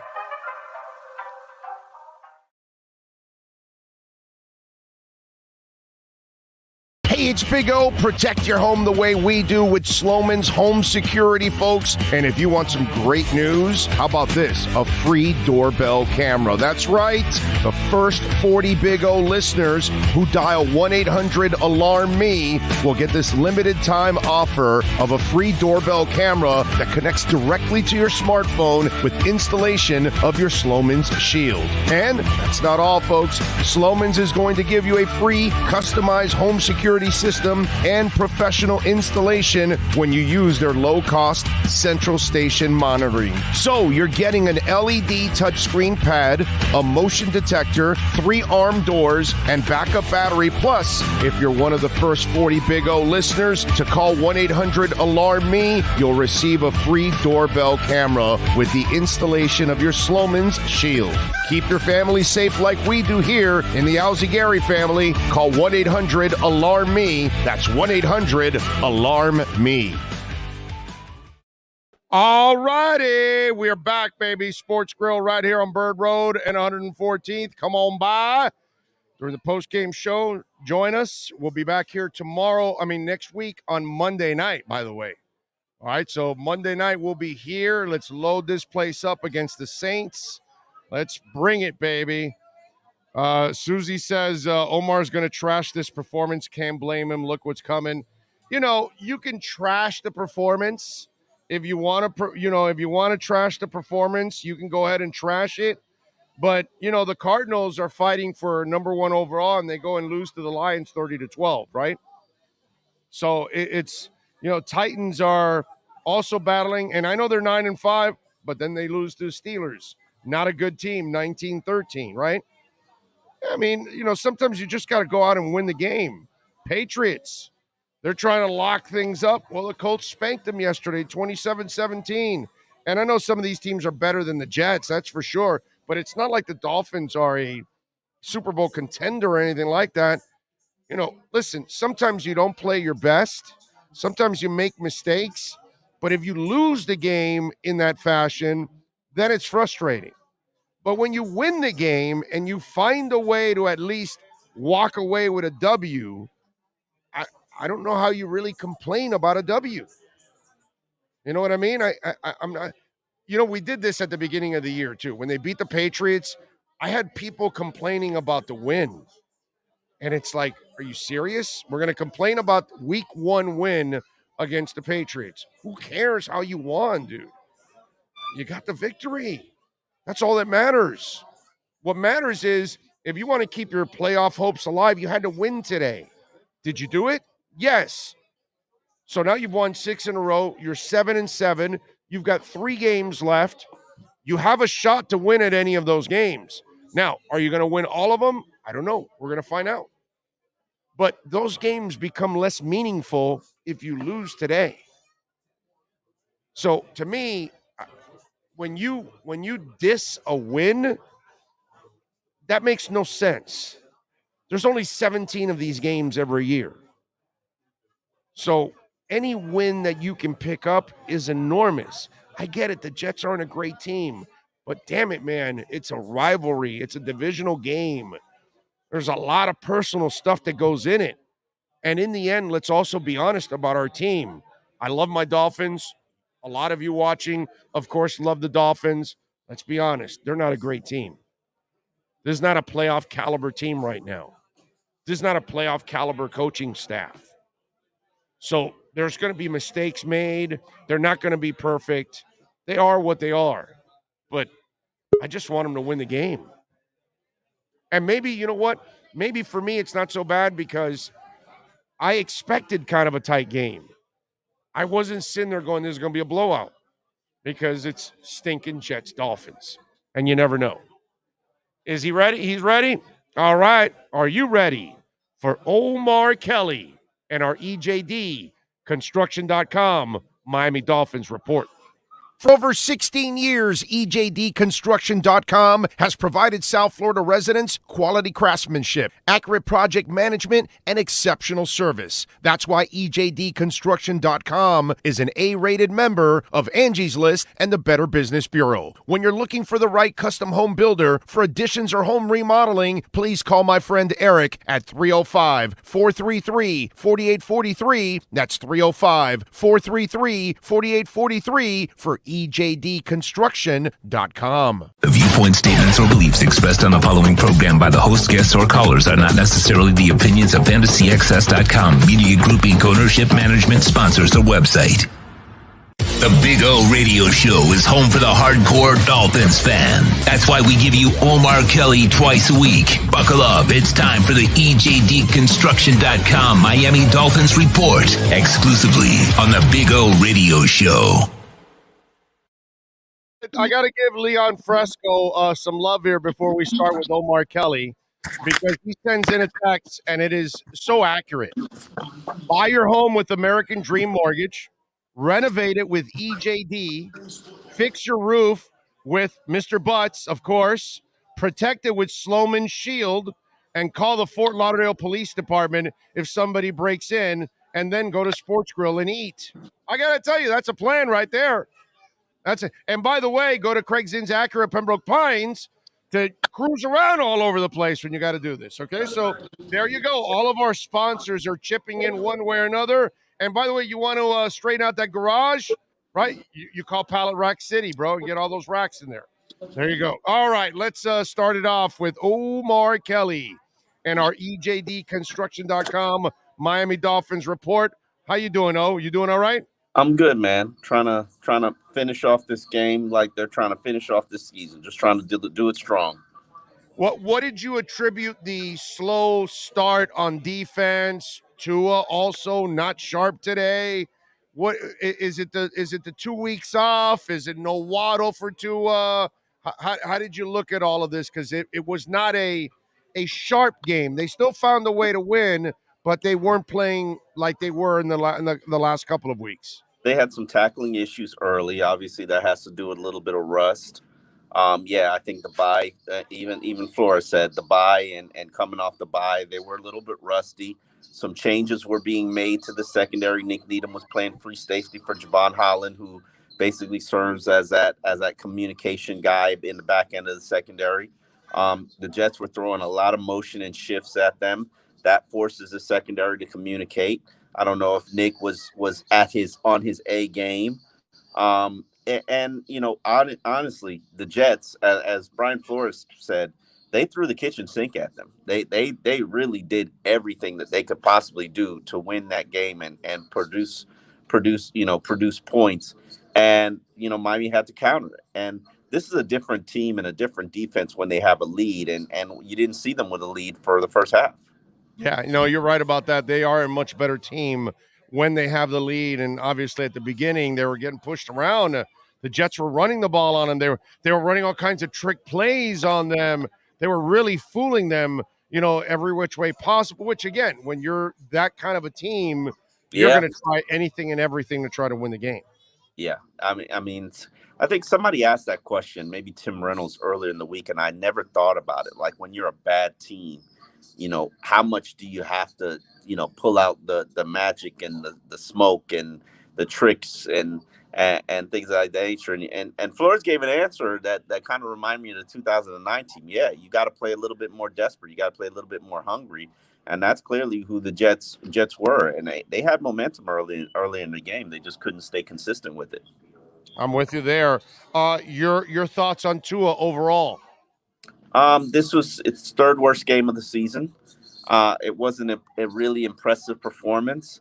I know Tuanon will find a way to make excuses for him, but He could play better. He could play better yeah. than he did.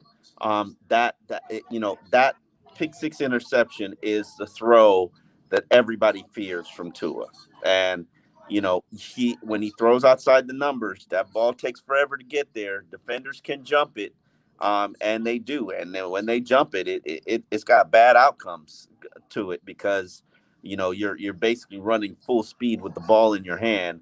But that wasn't a throw about timing. That was just a terrible throw. It wasn't. Yeah, it was a throw he but should. It was a throw that he should have never made because the defender was tied with the receiver the entire time, and that's where he didn't have any separation. I don't think he should throw outside the numbers at all. If it's not touch and arc, that's not a throw that he should make.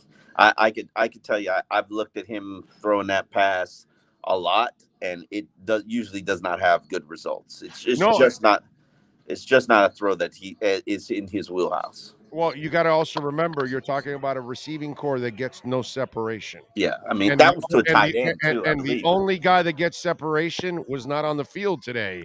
That's the only guy that gets separation, and that's where Tua has to be smarter, and that's where I blame him. I don't blame that on the arm. I blame that more on his mind. He has to know better that was a play that was never going to be completed by almost any quarterback whatsoever. You would need a Cam Newton cannon or something to try to get that in tight, and it had to be the outside perfectly in order to get it because he was defended. That was a problem. That was a bad throw. Hey, the Devontae Parker one, he was off on that throw. That's why it ended up intercepted. Because he was completely off on that one early on in the game. It was a panic throw, and probably had a lot to do with guys not getting open. And that includes Devontae. Devontae is rarely ever open. It's just he comes down with the ball most of the time.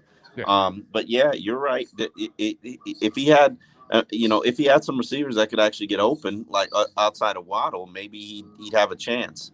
Even Gesicki, the couple of passes that I don't know what these teams are thinking when they're playing Mike Gesicki. Like, bro, why are you defending Mike Gesicki and giving him a zone? Like when he's in the slot, like jam him up. He's not going anywhere.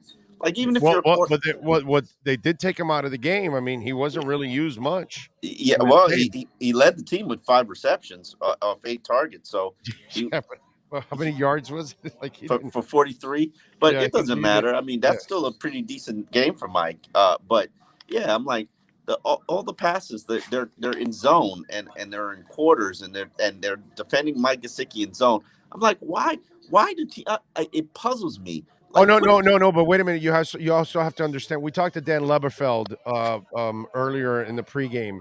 The secondary's terrible. They can't cover. So what is Mike Gesicki gonna beat you over the top? I think that's why they played zone, Omar. It's not that. I think that they don't trust their guys on man. I think that's what it is. So I think that's why we saw some zone, because I think that Salah doesn't trust his guys to play man. Plus, they have some injuries too.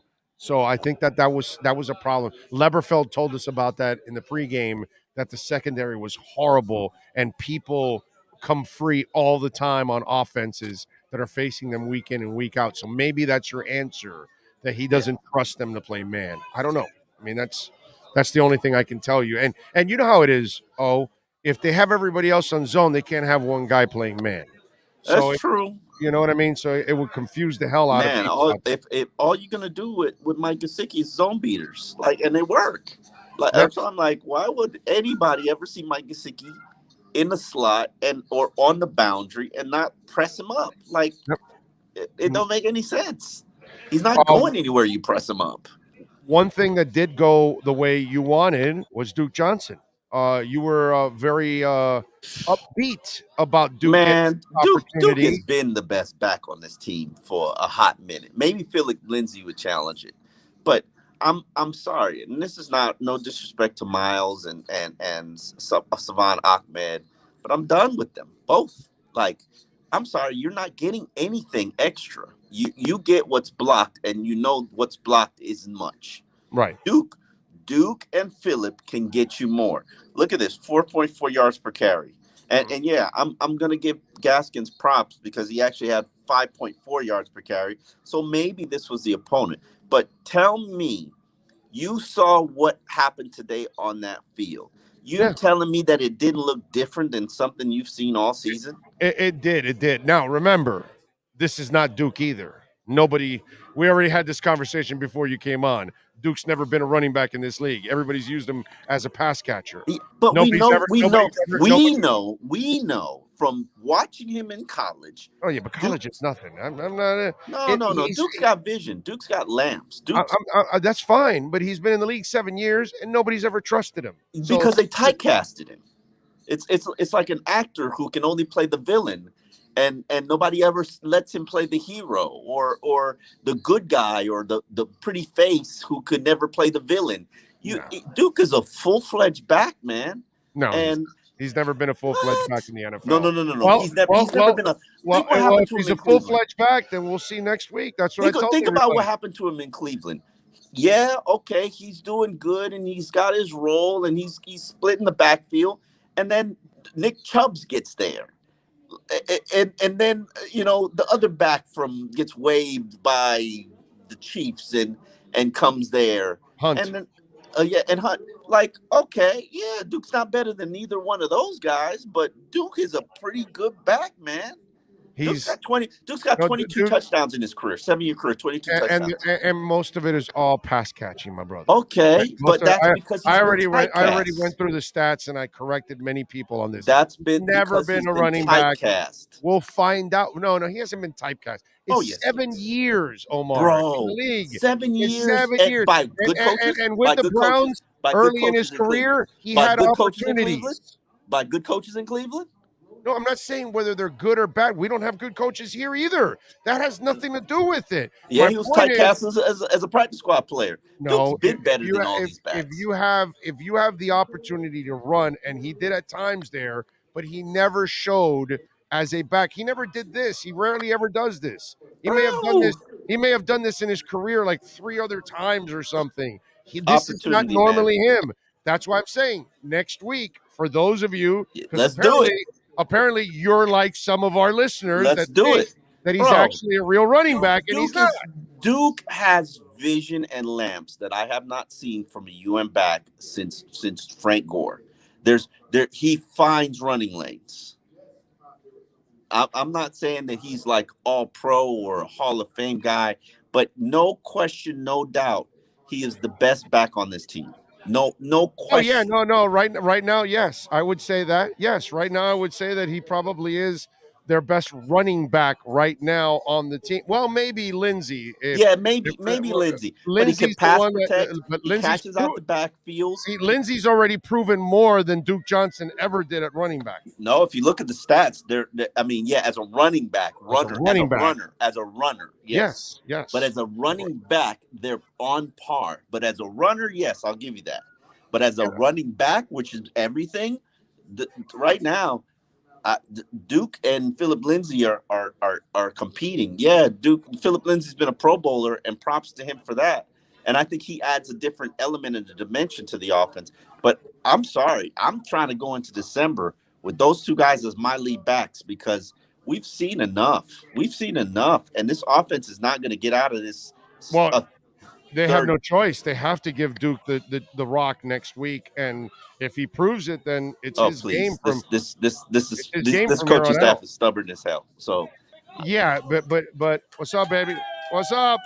But they have to give Duke the shot next week. They have no chance. They have no choice because nobody's doing what he did this past week. So if you have a chance at doing it one more time, you got to try to see if Duke can actually duplicate it. Now, it ain't going to be easy, because I may not have a lot of respect for their passing game because I don't like their quarterbacks, but they got a defense and they got a front seven, and that's going to be a bitch to run on those guys. It's. I mean, I'm not going to get ahead of myself. Next week is the most important game because it's the next game, and I'm interested to see how New Orleans plays tonight. But yeah, to me, it'll be interesting to see if I'm the Dolphins. Not only do I promote Duke to my 53, but I'm signing him to a 2-year contract. Oh God, no! You're high now. No, I'm not high. What'd you do? No, Did you pick up a crack pipe now, or what? What the hell's wrong no, with you? bro. I'm What are you, telling a you, prisoner man. of the moment now? Listen. You're giving a guy a 2-year contract on one performance against the Jets? Are you? What's wrong with you? I have eyes. I have No. eyes, Big O. You have Ray Charles eyes. No, Duke is a different back. Duke has their backs that have power. Their backs that are elusive. Then their backs that have vision, the lamps, as Don Solinger would say, that they can find those creases. Even on a crappy line, they can find those creases and get you those 4 yards. Duke can do that, and that's what this team has been missing. I hope you're right, bro. I hope I'm dead wrong on this. I've watched his career, bro. He never does that, man. Look, right now, he's your best option because he just came off a 100-yard game. You got to put him in there right now because you got to expect or hope that he can do this again. And if he can't, then you'll probably go back to Gaskin, who's probably your better all-around back. And he can't block. You're right. He's not a great blocker. He can't be right your better all-around back. He can't block. And props to him because he gained 54 yards on 10 carries. He was like, "Don't forget about me." It was one run for 30 yards. Yeah, you're right. But he was like, it was 9 for 24 outside of that. Yeah, he was like, hey, don't forget about me. I can still do it. It's the Jets. I like Gaskin, dude. I think he's a terrific little back. I think he's a perfect number 2 back right now. On any team, I think he would be a perfect number 2 back. Hey, I want to see it. But right now, I guess after what Duke did, you got to try. You got to go to the well one more time next week and see if he can actually duplicate it. I hope I'm dead wrong, man. I just don't think I turn this backfield over to Duke and Philip Lindsay. I say it's your jobs now. By the way, can you explain to me? Yes. By the way, can you explain to me why X made a business decision against Braxton Berrios? Bro, X ain't here for tackling. I keep telling you this. And you couldn't even say that with a straight face. Listen. X ain't here for tackling, okay? Like, you want turnovers or you don't want turnovers. That's what you decide. I know, but come on, dude, it's Braxton Berrios. X ain't here for tackling, bro. Like X, listen, a 165-pound receiver, he couldn't hit him. I have never once told you that he went to the Gervin Hall School of Tackling there, bro. He's from the Deion Sanders School of Tackling. He gets balls. That's what X is focused on, man. X doesn't want to tackle you. Do you even know about the Gervin Hall missed tackle this year with the Canes? Because I know you're in your Dolphin zone. No, I don't watch. I couldn't watch the Canes. I might come back and watch the Canes this year. But you need to see the low light of Gervin Hall missed tackle. Just you have to see that, bro. You have to look at it. My heart. You know that weakness you feel in your heart when something hurts. I felt like I was having a heart attack every time I watched the Canes game, even when they were winning. My heart was hurting, and I was just like, you know what? I gotta quit. I gotta stop doing this. I can't, because I knew what you're like. Mario's here, bro. Mario's here. I know. It was like watching somebody die. Fix all our ills. No, I hope so. Maybe I'll go back to watching them. I'll go back to watching them now because I know they actually will resemble the Hurricanes that I know. By the way, Christian Wilkins, will he be elevated now to wide receiver or tight end? Which one? He's been a fullback, baby. He's been a full. Listen, Christian, great celebration. Receiver. Here's the thing. I love the fact that they finally went to 6 offensive linemen on the line, and that's a step in the right direction. You know what? I agree with you. Considering how much they suck, add an extra lineman. You're right about that. But I would put Robert Jones at right guard, and I'd make Robert Hunt the tight end, and then have Robert Hunt out there running routes too.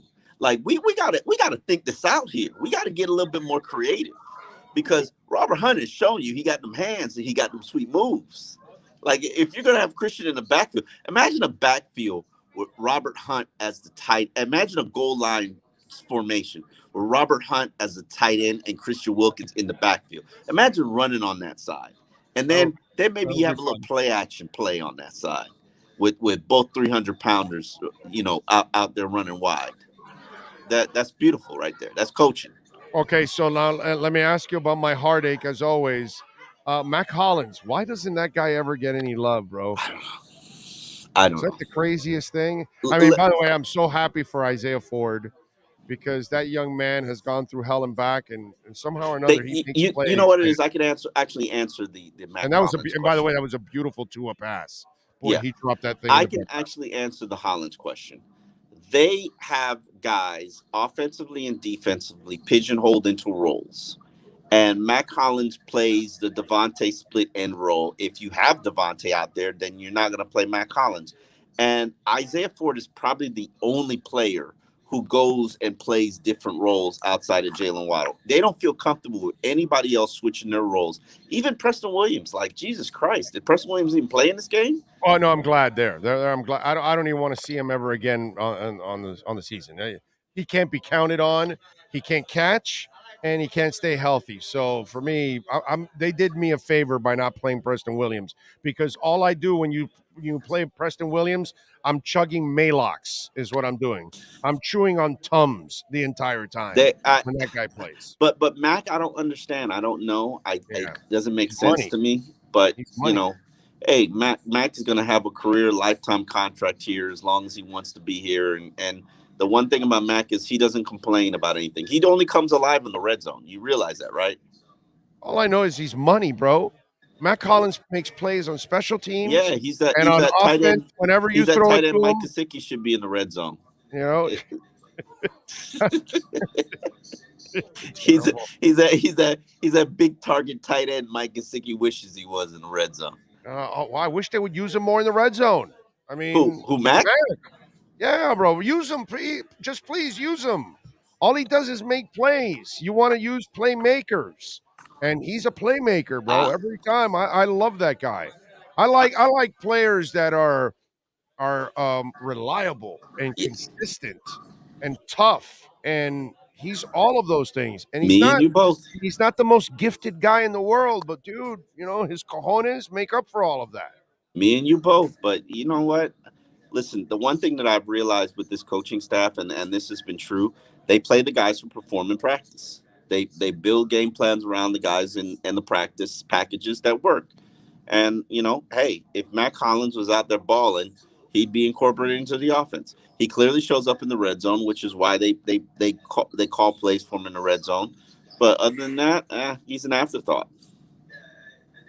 All right, what are you working on the Sentinel so folks can check you out, my friend?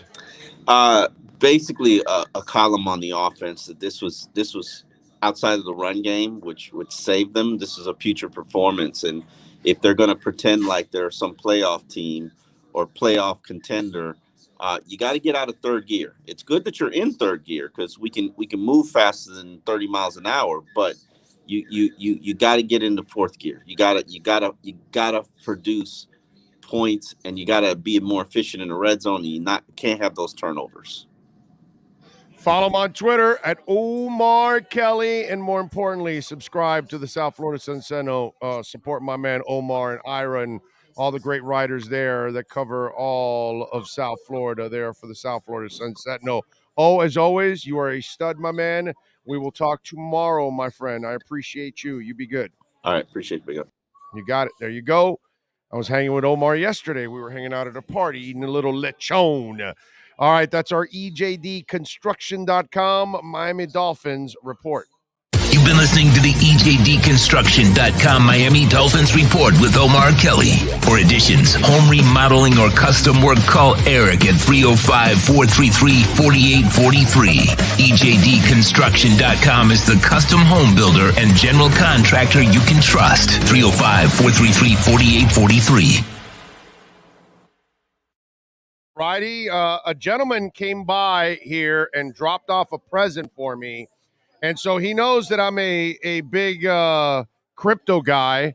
So he brought me a hat, Polygon. How about that? Little Polygon. He got Polygon Studios. So he got me a little Polygon. How about that? I love it. Thank you. I don't know what your name is, sir, because I was on the air and you just dropped off the hat. But, thank you all out there, as always, for coming by and giving us some love, man. And we really appreciate it out there as always for supporting us. Come on out on Monday night. Let's pack this place. Let's cheer on the Dolphins taking on the New Orleans Saints. Let's do it, man. Tua is undefeated in the month of November and December. I'll take it. What else do we have here? We need to build around Tua and Waddle, revamp the O-line, sign a good wide receiver, and draft a wide receiver early. If they don't get an O-line coach first, it doesn't matter what you do in the O-line. First of all, you need an O-line coach so you can figure out which players are good and which players are bad, because that O-line, they're not all bad.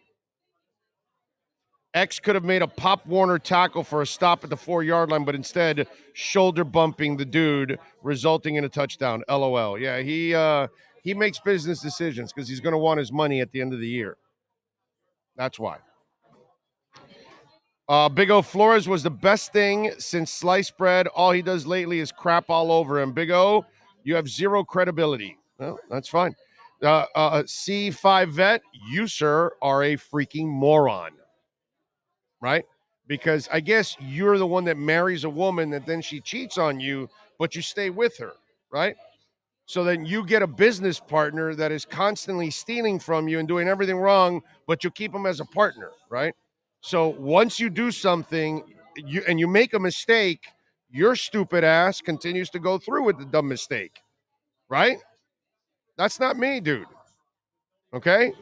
I love the Manny Diaz hire. After his first year, I said no more. He's got to go. Why? Because I reassessed everything. I figured it out. He's not good enough, and he's gone. Now, you, unfortunately, sir, I can't help you, my brother. You're not very smart. You make mistakes and then continue to make the mistake. I don't. If I think it's a mistake, I'm going to say, hey, it's a mistake. I need to correct it. You know what I mean? But apparently, you're not very smart, my man. You don't correct mistakes. You know, that's what intelligent people do. Even when they make a decision, they reassess their decision to make sure they made the right decision. And then when they see that they didn't make the right decision, the intelligent people then say, you know, I think I made a mistake. And so I made a mistake. I like the flow higher. Now I don't like the flow higher. What do you want me to do? That's it. I like the Adam Gase hire. After the first year, I liked it. After the second year, I never wanted it anymore. What do you want me to do? I reassessed it, and he's gone. I reassessed Diaz, and he's gone. I didn't think Sperano was a good coach either. What do you want me to do? I'm going to look at things, and then maybe I agree with the hire at the beginning, and maybe I don't, like Joe Philbin. I never agreed with the hire from the get-go. But I get it, man. C5 Vet 73, you're one of those emotional little bitches that can't handle the truth. That's all, dude. You're an emotional cripple. That's all, man. I get it, my brother. You can't handle the truth. That's all. So I'm supposed to say after the Manny Diaz hire in the first year, I didn't like Manny Diaz, but since I like the hire, let's go through it anyways. Let's support him anyways because he's the man. He'll figure it out. I love how some of you use that as a negative, and it only makes you C5 Vet 73. It only makes you sound even more dumb and ignorant because it makes you sound like after a mistake is made, you will continue to make the mistake over and over and over again. Well, if I feel it's a mistake, I'm going to make a change. That's kind of the way it is. But that's the difference between you and me, my brother. I admit my mistakes, and then I try to correct my mistakes. Okay? You, unfortunately, will continue to make your mistakes. So, Jason Atkins says, you need to look at your old shows. You flip-flop all over the place. Well, show me, bro. Show me where I flip-flopped. You need to look at it. You show me. Just like the other guy that thought that Duke Johnson was Mr. Running Back. And then I showed him that he was Mr. Receiver, not running back. That's fine. Let's see. What else do we have? Flo has a great defense. Gase sucked. Flo has a great defense. Huh? How did it work when he had Jalen Phillips in coverage at the beginning of the season? He would have like 12 sacks now. How's that defense at the beginning of the year? Was it attacking and all that? Yeah, no, he's a genius, bro. Yeah, how is he at challenges? Is he really good at that? Yeah, okay. He's great at finding an offensive staff too, right? Yeah, no, I mean, Flo's amazing, bro. Yeah, he's going to the Hall of Fame. Let's see, what else do we have? What else? Hollins is irreplaceable on special teams. As long as the Dolphins don't shortchange him, he should be with us the next 3 seasons. I just like the guy. I wish he would play more at wide receiver. If they were loaded at wide receiver, then I would say, hey, you got to keep Hollins as a special teamer, and I can understand that. But you're not loaded at wide receiver. You don't have dependable wide receivers outside of Waddle, right? That's it. That's the only dependable wide. Well, you know what? I actually got to start saying Isaiah Ford is a dependable wide receiver because the few times they use him, he comes through every time, man. Love that kid, man. Plays hard. Big O, how a quarterback bounces back from a mistake is what matters. Slant to Parker for the win. Exactly. Yeah. Tua did not play well today. He played a mediocre game, but there's no doubt that the kid showed you some guts and came back. AH360, thank you for a little love on the super chat, and let's go, man. Hit that like button out there, folks. Make sure you smash the hell out of that like button. We're up to 500 almost, so let's get it going. Mitz3175 says, I actually agree with O. I don't know on which part of you agree with me, but one day you'll disagree with me too. Defense shut him down in the second half, Primo. Yes, that's right. That's right. First half played like crap. Let's see. What does the current offensive staff need to do to regain your support? Is there any chance that they can get better during the rest of the season in your eyes? Not even close, Joel. They don't know offense. They can't develop a quarterback. They can't develop an offensive line. They don't call a good offense. And then Flo gets in the way and screws things up with some of the decisions. It's a disaster of a staff, the way they have to overcome everything on offense. How's that? You have it? All right, let's go to Flo. Let's hear from the head coach, from Brian Flores. Let's see what he has to say after a nice victory over the stinking New York Jets.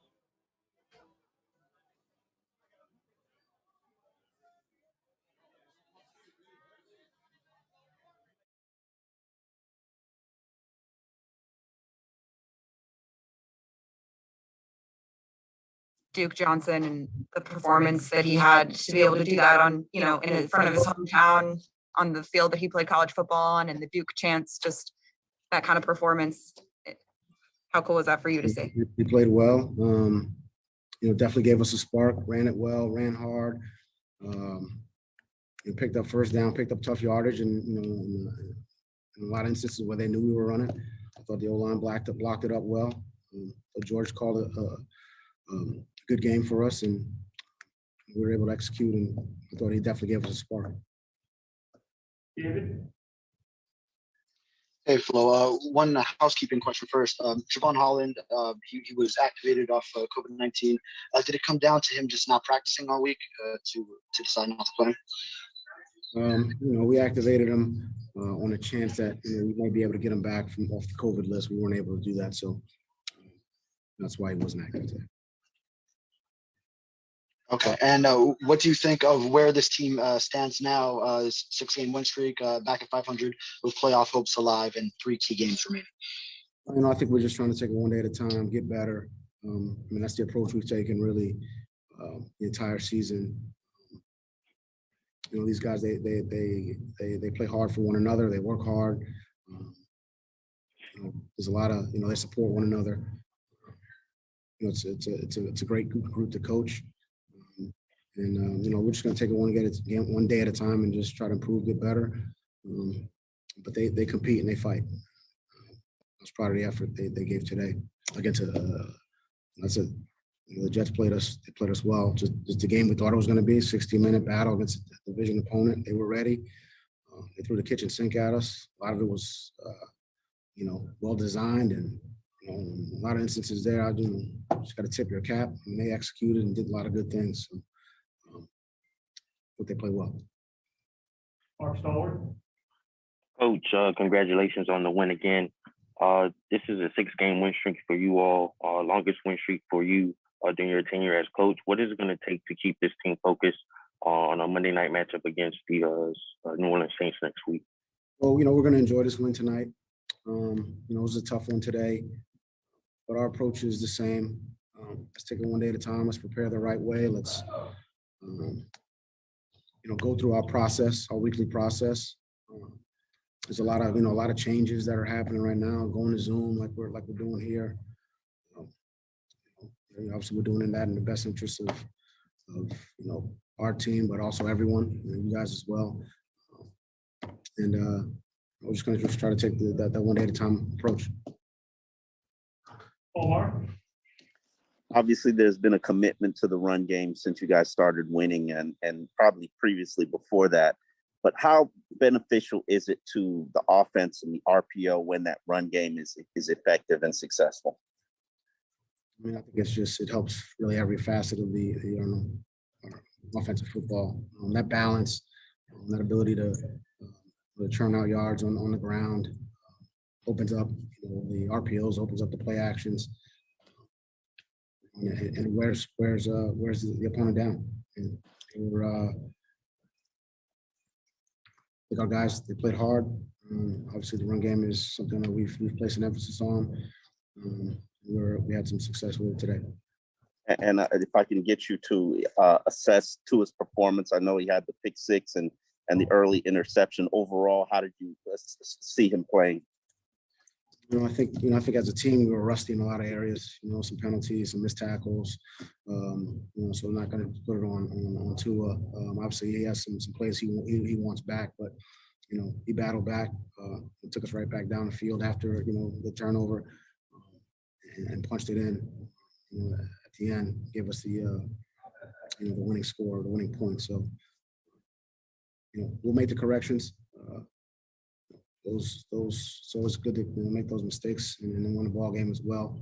But he'll work hard to learn from them. Yanni.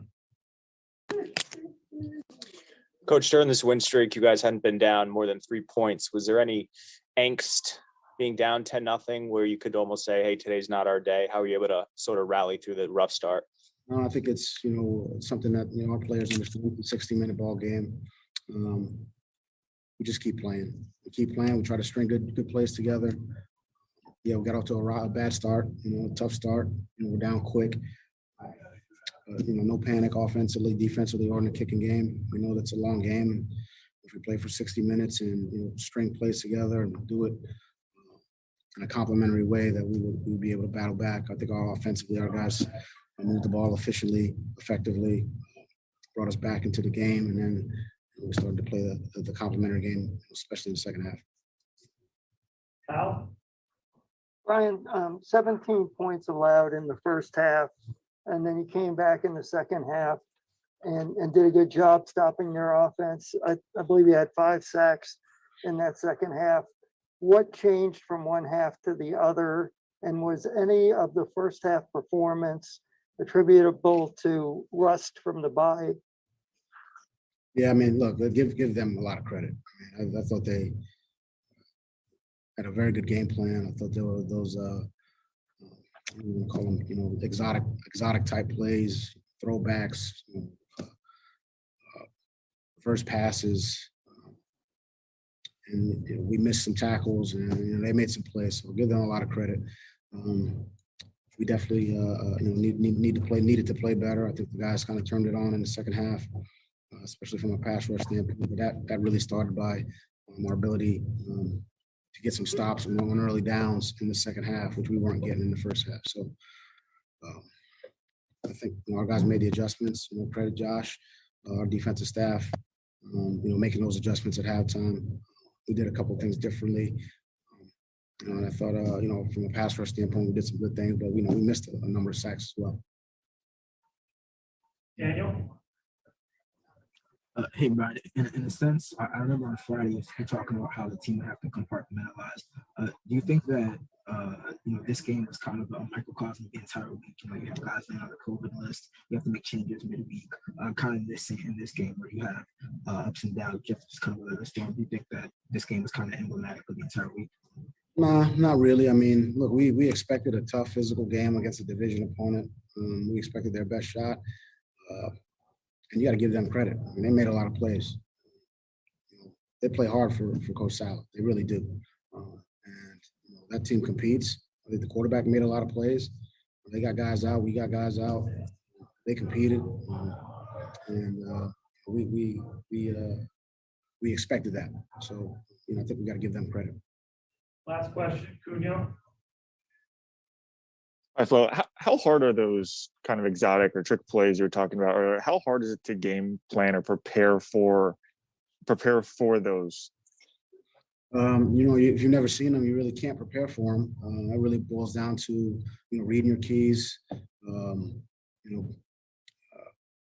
being in your right spot. If you've got you're a pass player, if you're a pass rusher, if you're a run defender, if you're an edge player. If you're a contained player, which means if the ball runs away from you, you got to stay back and kind of stay home. But it's hard to do that when you're trying to play hard, play aggressively, and get everybody to get to the ball. So that was a little bit of what happened there. That plus some missed tackles, and again, you got to give them credit. They did a nice job from that standpoint.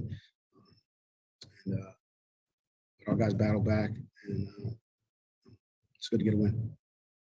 There he is, the head coach, after the victory over the stinking New York Jets.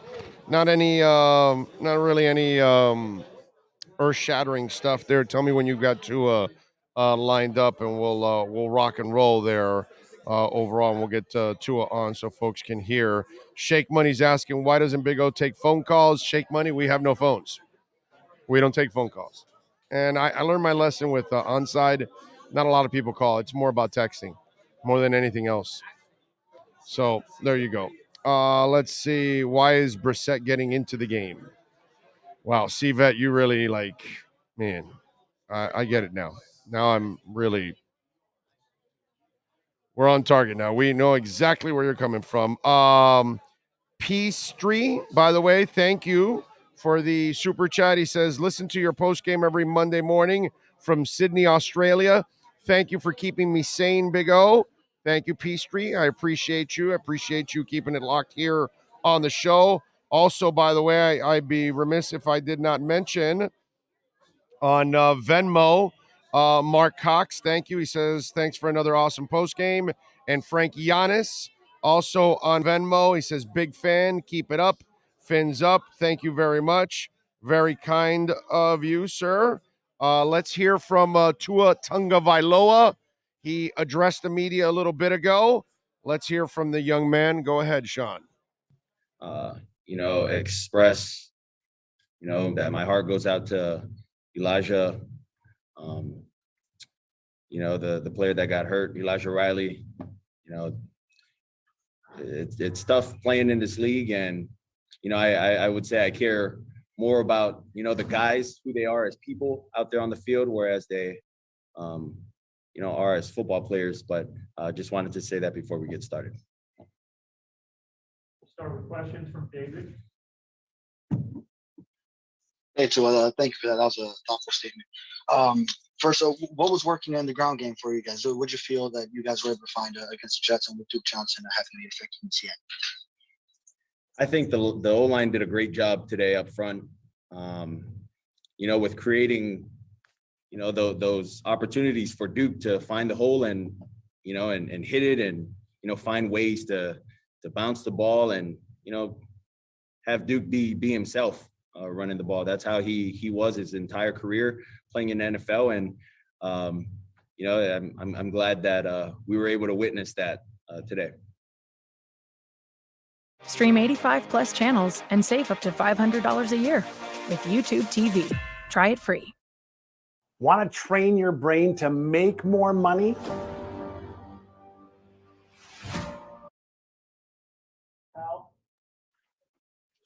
Tua, I wanted to ask you your satisfaction of the disappointment of throwing the pick six, and yet you were able to help the team come back right away and get the winning touchdown to Devontae. Can you describe that kind of ride of emotions you went through? Yeah, terrible decision on my part, obviously, with the pick six, but we got to move on. The game's not over. We got to go down and we got to put some points on the board, and that's what we did. So, you never want that to happen, but it does happen, and so just got to move on from it. And I'm glad we were able to overcome it. Not just offensively, but as a team. It started the first half and it really trickled all the way into the second half. Thanks. So it looks like you channeled your inner Duke Johnson on one play and run up the middle. Can you walk us through that play where you ran over a defender? Yeah, just remind me not to ever do that again. Much respect to number 30, Carter. He's a hell of a player. I obviously don't think that he was expecting me to lower my shoulder and try to run him over. Just from the previous runs I had, I either slid or, try to get out of bounds. But yeah, it was just a in the moment thing for me, and it's really all it was. Daniel? Hey, Tua, with Jalen being out, what changes, if any, you guys have to make to the offense? Obviously, you guys kind of struggled on the early game. What kind of clicked? I couldn't really hear your question, but I heard Jalen. Even if Jalen's, out, I think the approach that we all took with him being out is next man up, and we got to continue to prepare. Jalen doesn't win us the games. He obviously is a help with us to win games, but I think all the guys that were out there, they put in a lot of hard work, and I think they did a great job, with primary blocking, whether it's in the run game or, responsibilities in the pass game. I think they all did a great job. I'm not sure if you can hear me a little better now, but what was clicking later on that maybe wasn't working the first couple of drives? Yeah, I think it was just adjustments in the second half for us. We just started to look at our matchups more. And then obviously with their coverages, they mixed in some man coverages on second and long. So, we were kind of prepared for that if that ever occurred. But more often than not, they played quarters. Sometimes they'd play six. And really, we just try to run the ball and block primary and have their secondary guys make tackles. Joe? Hey, Tua, with the team having climbed from a 1-7 start to now a 7-7 record, what do you think are some of the biggest factors that have enabled that dramatic change to occur? I'm just being around the guys. I really think it's just the communication, just guys being in the building when, we have off days, guys wanting to work, stay back extra. I think all those play factors into our success on the field. So. Thank you. Omar? To how effective can this RPO offense be when that run game is working? And do you feel like this is something that you guys can build off?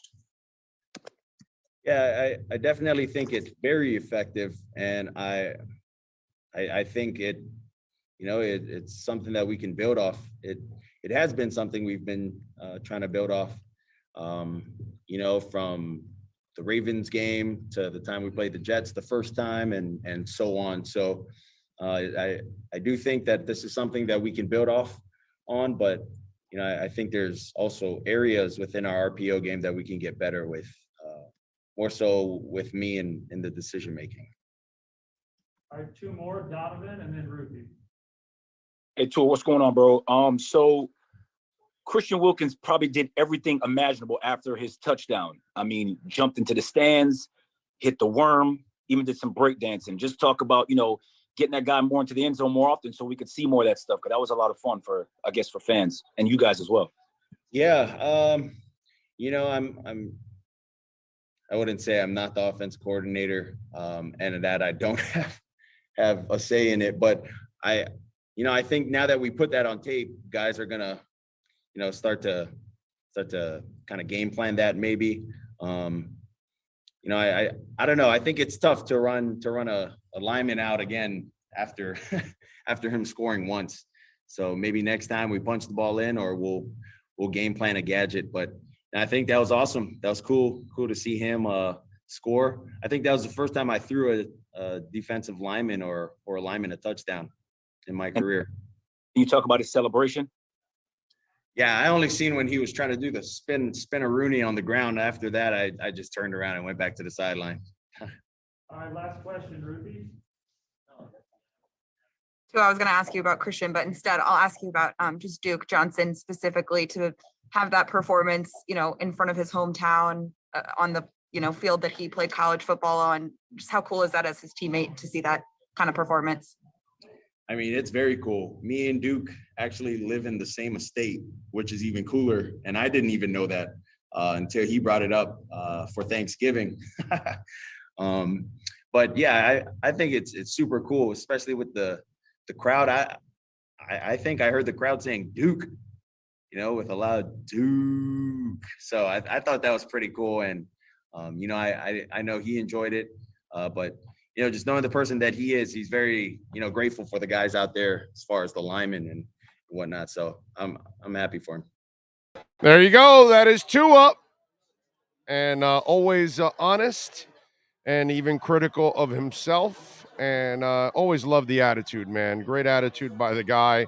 I will say sometimes these press conferences, there are questions that I really want to stick bamboo in my nails. Anyway, let me see. What do we have here? Mike Barnes says, my question for Big O and Omar. Well, Omar is no longer here. Did you think Tua's deep ball to Albert Wilson might have been underthrown because he doesn't have a strong arm? Mike, I think he was off today completely. I think he threw that ball late and it was underthrown. It was 40 yards in the air. He's thrown it farther. The one he threw a couple of weeks back actually went a little farther than that. So I think he was off today. He was off today.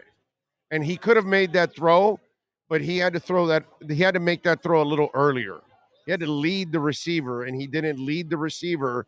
He made the receiver slow down for the ball, and obviously that's what allowed the DB to get into the play. So it was all on Tua.